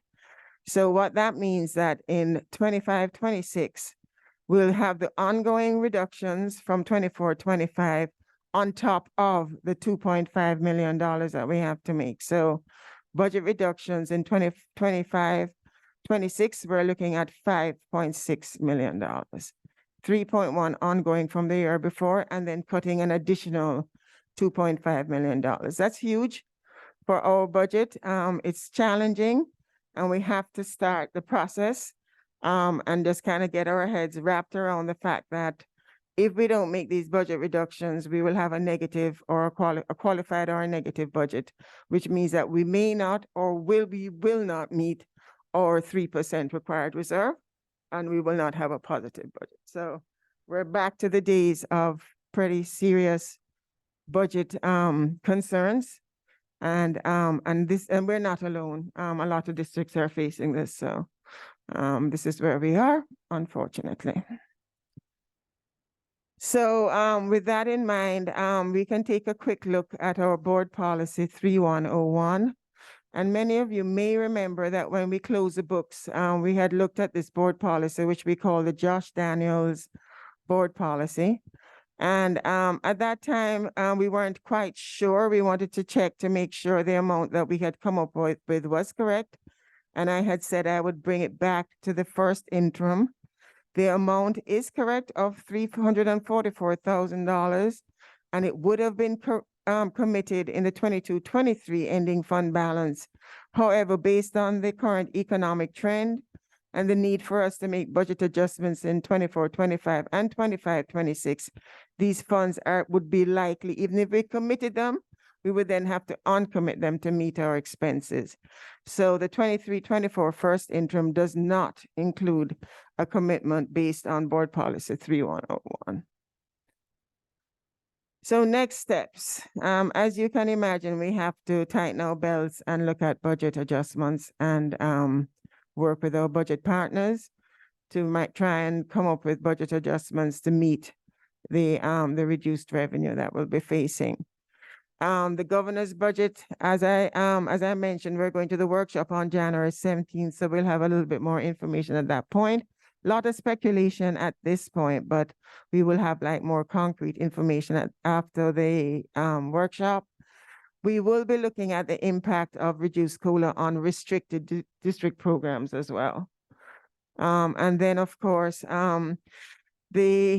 if the COLA for 24-25 is going to 1%, it's likely that the 25-26 COLA will also be reduced. I did not present that scenario because I'm waiting to hear what happens in the January budget before kind of messing with the third year. But of course, we are reconvening the Superintendent's Budget Advisory Committee, and our first meeting is on the 13th. And we'll be kind of looking at what we did last year, but also sharing this information with them so we can start getting ready for budget adjustments. And this is just a little summary in terms of the challenges we're facing. The restore revenue forecast or reduced ADA. We're no longer benefiting from the measures that were put in place to mitigate the impact of COVID. And then, of course, we have our expiring one-time funds and grants that were assisting the unrestricted general fund in some programs. That's also going away. So we do have to ensure that we have a comprehensive plan to maintain fiscal solvency and preserve the integrity of our educational programs. So on that note, I will take Any questions or any discussion? Directors, all right, so I'm gonna call on Vice President Brown, then Director Shinosky, and then Director Babbitt. Good evening, Associate Superintendent Collins. We thank you for your presentation as always. It's been a while since we've seen you present to the board in this way, and so thank you for being here. I do not, however, appreciate the bad news that we are hearing, but that is of no fault to you, so thank you for your presentation. I do have a question. This is, as you mentioned, and as we all know, this is something that is not unique to Berkeley. This financial situation that we are in now. And so as you meet with or share space with other CBOs and other districts, what are they doing? What are their plans besides making budget cuts, of course? How are they being intentional about balancing their budget? And in addition to that, are we learning about additional grants that may come up from the state that we would qualify for that will help us to kind of make the difference? Okay, Make so up the I can difference. let you know what Haywood's doing. Haywood is going to qualify, present a qualified budget. So they're not even going to say we're going to make cuts, they're qualified. Districts that have supplemental funds that have like a high percentage of unduplicated student counts, they're not as impacted. So I know another district, probably I won't name them, they're actually giving a 10% increase to all all unions, and they're not even fazed by the fact that the COLA has changed because they have probably like a 80% unduplicated student count. So we're in a weird position. We get a little bit of supplemental funding, but our unduplicated pupil count is so low, we don't benefit from the concentration. So that's an important note when we're, talking to our labor partners and everybody else. We do not get that additional funding that other districts that are our neighbors may get because they have this higher count. So in some districts, they have a huge reserve and they're not even fazed by the change in the COLA, and other districts are going to be qualified. So I have a meeting, a CBO meeting tomorrow, and Emily, so we will find out a little bit more about what everybody's doing, but at a minimum, everybody did a scenario with a 1%. Some did a 1% for 2 years, some did 2%. So everybody's kind of not quite sure what to do. And I think everybody's waiting for the January budget to kind of inform us in terms of next steps. So, and in terms of revenue, I am not aware of, and let me think if I'm actually correct. I'm not aware of any additional revenue that's coming in right now to mitigate this. And I'm trying to think if I'm correct. I'm not. And I don't think, but we'll obviously be taking this into account. We have some carryover of some funds that we're looking at. But in terms of new funding sources, that's something that we're going to have to look for and work on. So. Thank you. I would really appreciate the attention to looking at new funding sources specifically for grants, because we know how impacted we are with the loss of the learning loss grant, no longer being able to benefit from that. So I'd love to learn more about what the governor is doing, or learn more about grants that we may be able to qualify for. That'll help kind of make up that difference. Right. Thank you. Okay, sure. Thank you. And it sounds like Associate Superintendent Fallsby, you will come back to the board after that meeting. in Well, January. after the way we usually do that, after the governor presents his budget, I will do an update on the governor's budget in January after the 17th. Great, thank you. And now we'll move on to Director Shinosky and then to Director Babbitt. Yeah, I have one question in your presentation, and then I have a couple of comments. On, I don't know what slide number it is, maybe 6. It's variance report 2023-24 first interim unrestricted general fund. And it has the expenditures. Do you want us to put it back up? I can, if you don't want to look at it, it's okay. The first interim report has a $2 million overage compared with what our adopted budget said. And I just don't know what that is. what I explained was, remember when we adopted and we had like all of these priorities, we didn't put them in the budget because remember it was kind of late. And then, so I designated it. Designated means just kind of set it aside from the ending fund balance. So that's why on that other slide, when it had a C against the adopted budget, it no longer had an amount designated because it's Understood. above in the expenses. Thank you for that Sure. clarification. I appreciate that. And then I just wanted to mention, it's my recollection that when we were putting together the budget last year, we were very sort of intentional about spending down the fund balance. And so we knew that we were going to have to make cuts this year because we wanted to utilize the money that we had in our budget for our students and not sort of hold on to it. So I think it does look bleak and we have difficult decisions to make, but I also feel like, at least for me, I knew that that was coming this year, you know, even before this, you know, revision to the COLA, which is unfortunate, but is my recollection correct? 'Cause We had a balanced budget in our multi-year when the COLA was 3.94 and we had a little bit of wiggle room. Usually we have like we don't deficit spend and we have like a positive ending fund balance that's a lot more than it was. But with us losing $3.1 million, you know, we definitely have to accelerate making budget reductions at this point. Especially with our deficit spending last year. And remember, we also had that ADA correction that we talked about when we looked at our revenue.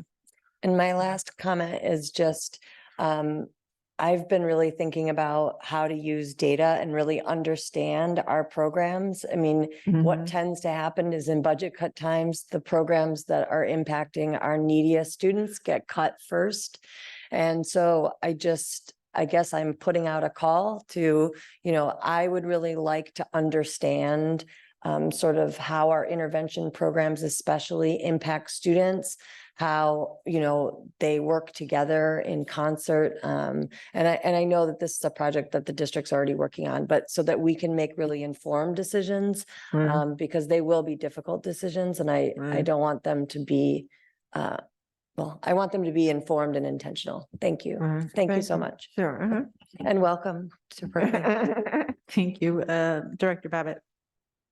Thank you. I almost was the first person to be able to welcome you, and I was going to give them a hard time for not welcoming you too.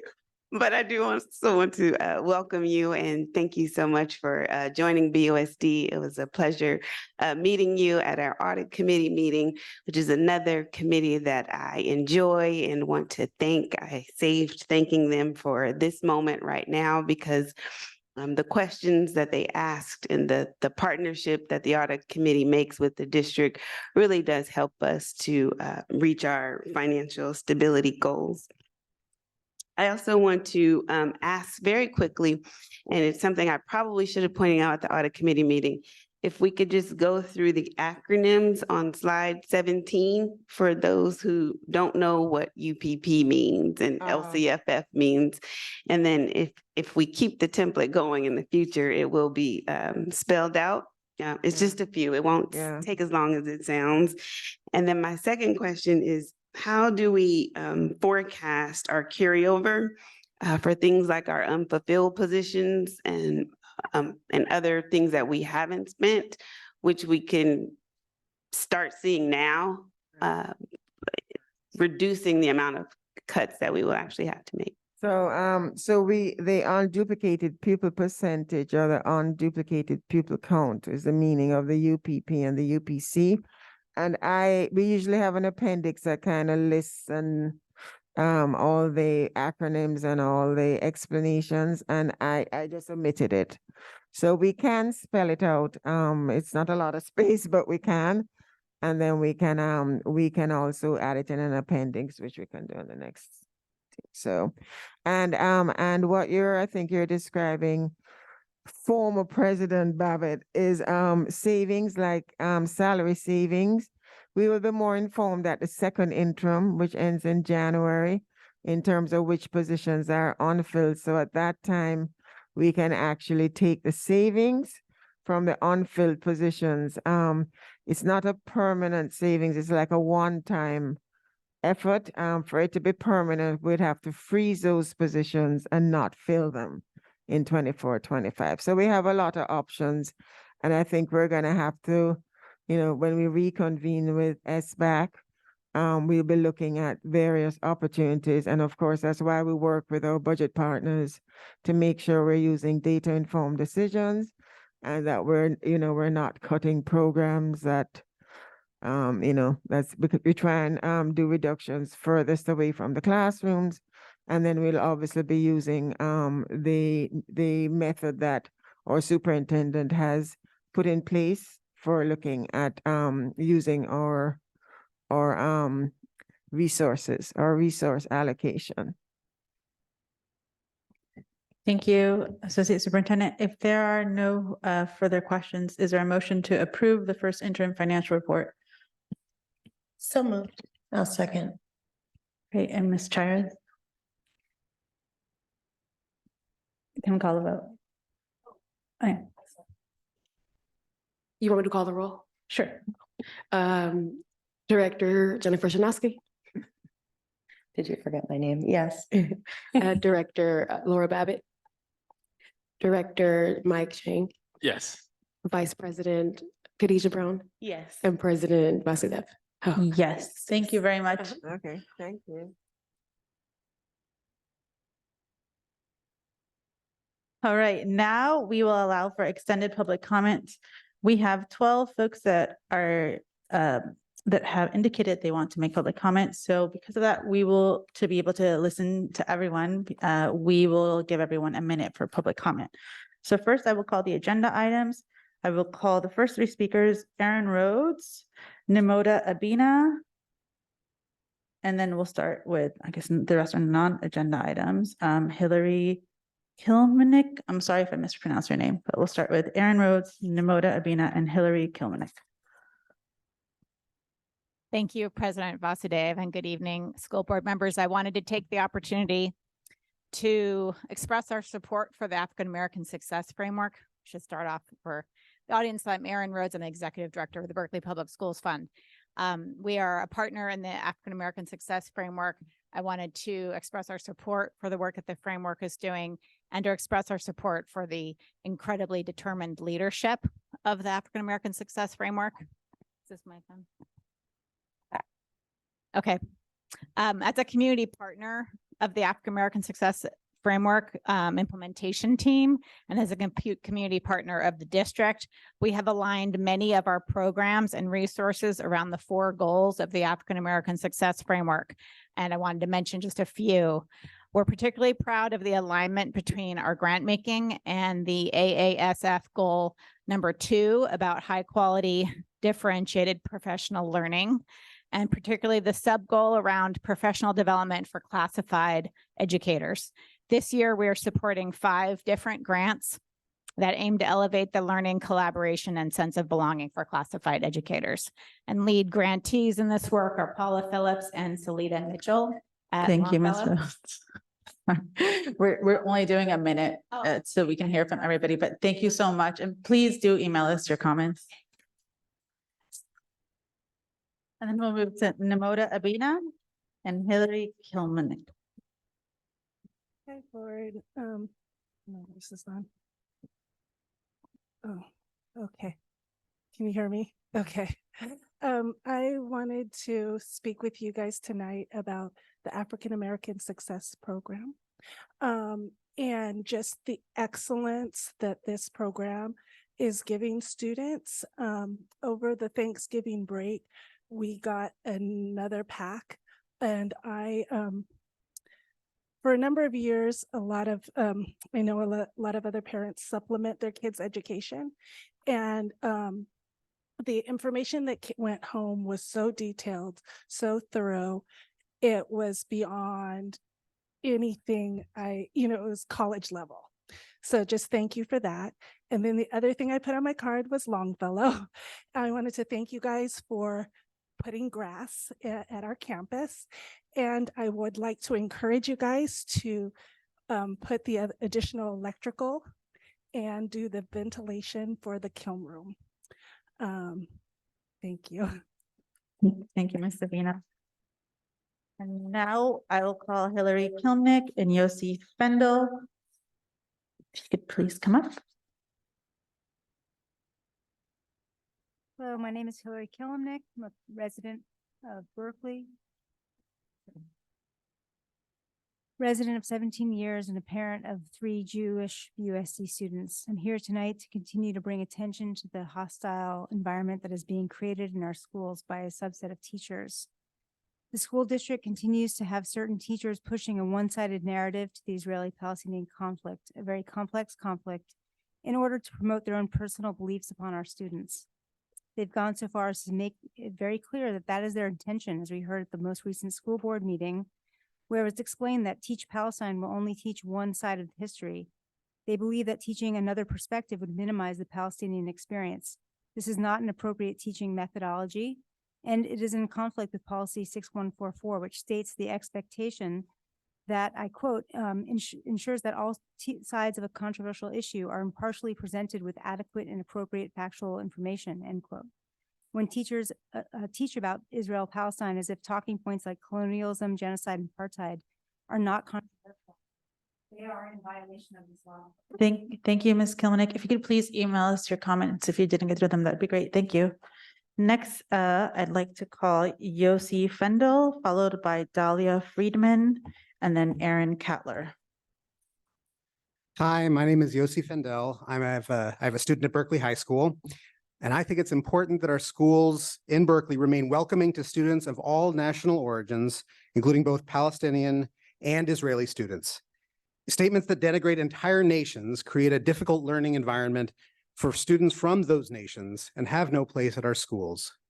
In our classrooms, it is unacceptable for Palestinians to be called terrorists, and it is unacceptable for Israelis to be called colonizers. Our teachers should not refer to Palestine as an Arab supremacist movement, nor should they refer to Israel as a Jewish supremacist movement. Classroom materials should not declare Palestine to be anti-Semitic, nor should they declare Israel to be apartheid. Indicting any nation in these kind of broad general terms with a morally reductionist label like oppressor or genocide is just out of place at Berkeley schools, which should be welcoming to students of all national origins. Thank you. Thank you, Mr. Fendel. Now we have Dahlia Friedman, followed by Aaron Cattler.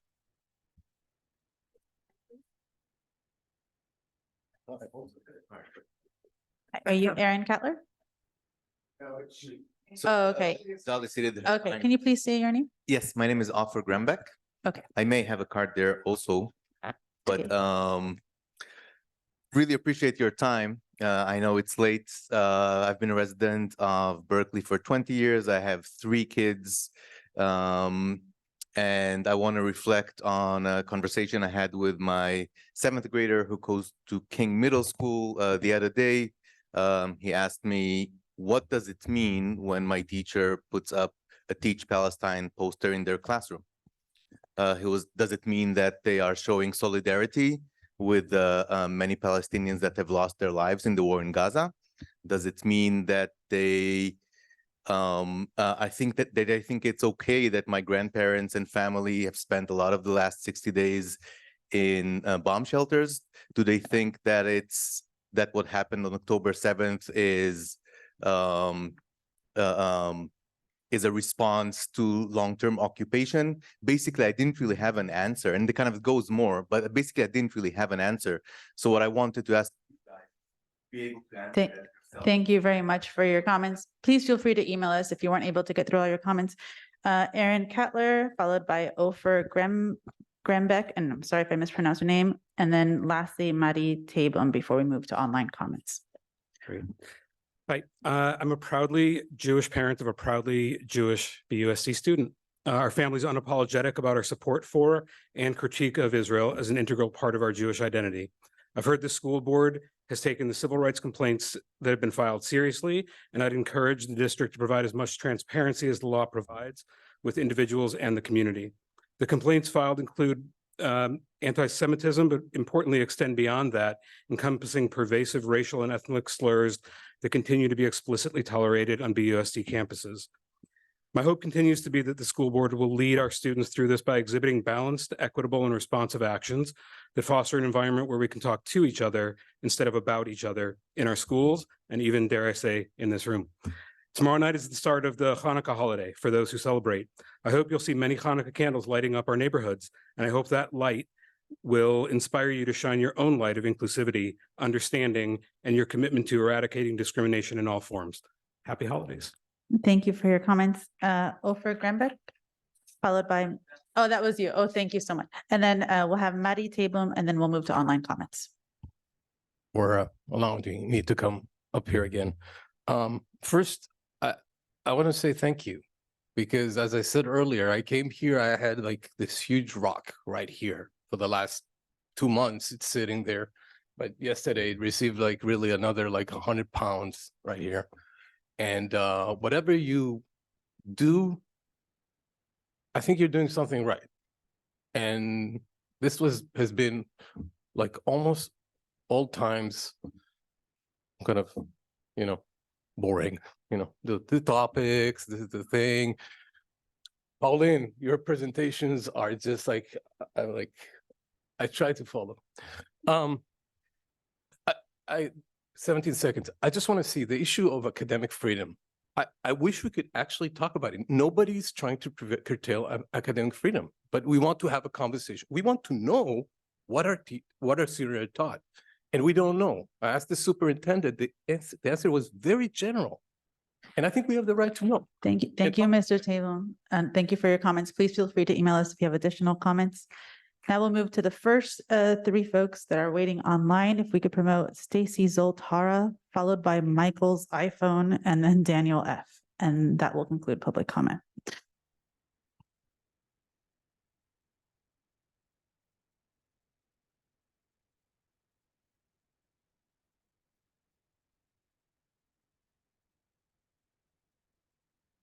Hi there. Thank you. My name's Stacy Hara, and I'm the mom of 2 Jewish BUSD students.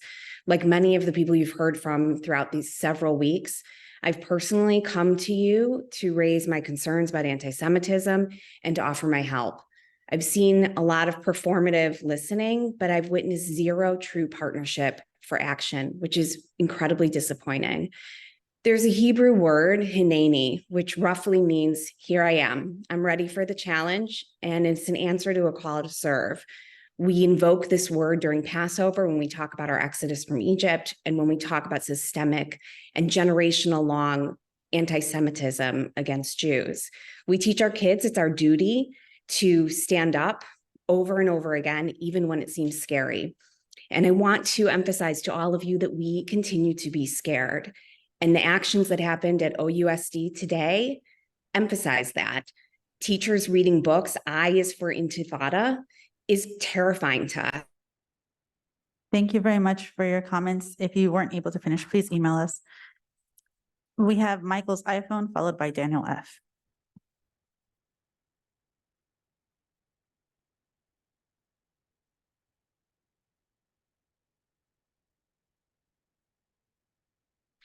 Hello. Can you guys hear me?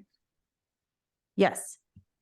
I just wanted to express my support for the African Success Framework and specifically College Bound Academy and the Concerned Parents Alliance.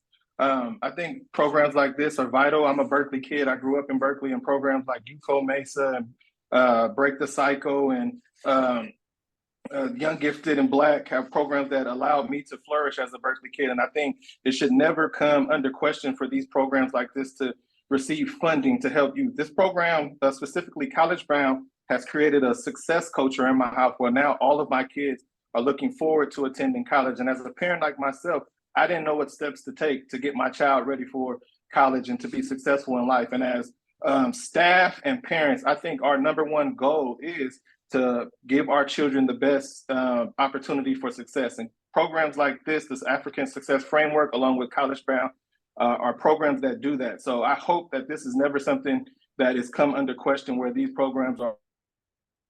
Thank you very much for your comments. We can move on to Daniel F. That'll conclude public comment, and then we'll move to extended board comments.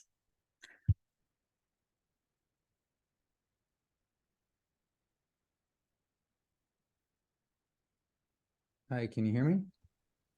Yes. Great. I know there are a lot of demands coming to this board to take a stance on global issues. I know the board is being asked to pass resolutions to approve or disapprove textbooks, to teaching aids and slogans that may be heavily biased or use suggestive or coded language. I'm not here to request any of this tonight. I do not wish to ask this board to veer into the nuanced and complex history of the Middle East, nor am I asking the board to stretch the scope of its influence and further strain its credibility. Rather, I ask the board to hold true to its values, to take pride in the diversity of this student body. That means all your students, including both Jewish and Islamic students. Ensure the respect and integrity of students' physical and emotional interactions with each other, and especially with BUSD staff. Hold teachers and staff to the highest expectations as the examples of integrity to model, and clearly communicate that hate speech of any kind that seeks to denigrate, ostracize, or otherwise libel this diverse student body is unacceptable and will not be tolerated. Thank you very much. Please email us the rest of your comments if you weren't able to finish. Board colleagues, do any of you foresee making extended comments tonight? Not, then this meeting is adjourned tonight at 10:58 p.m. Thank you so much, everyone, for coming.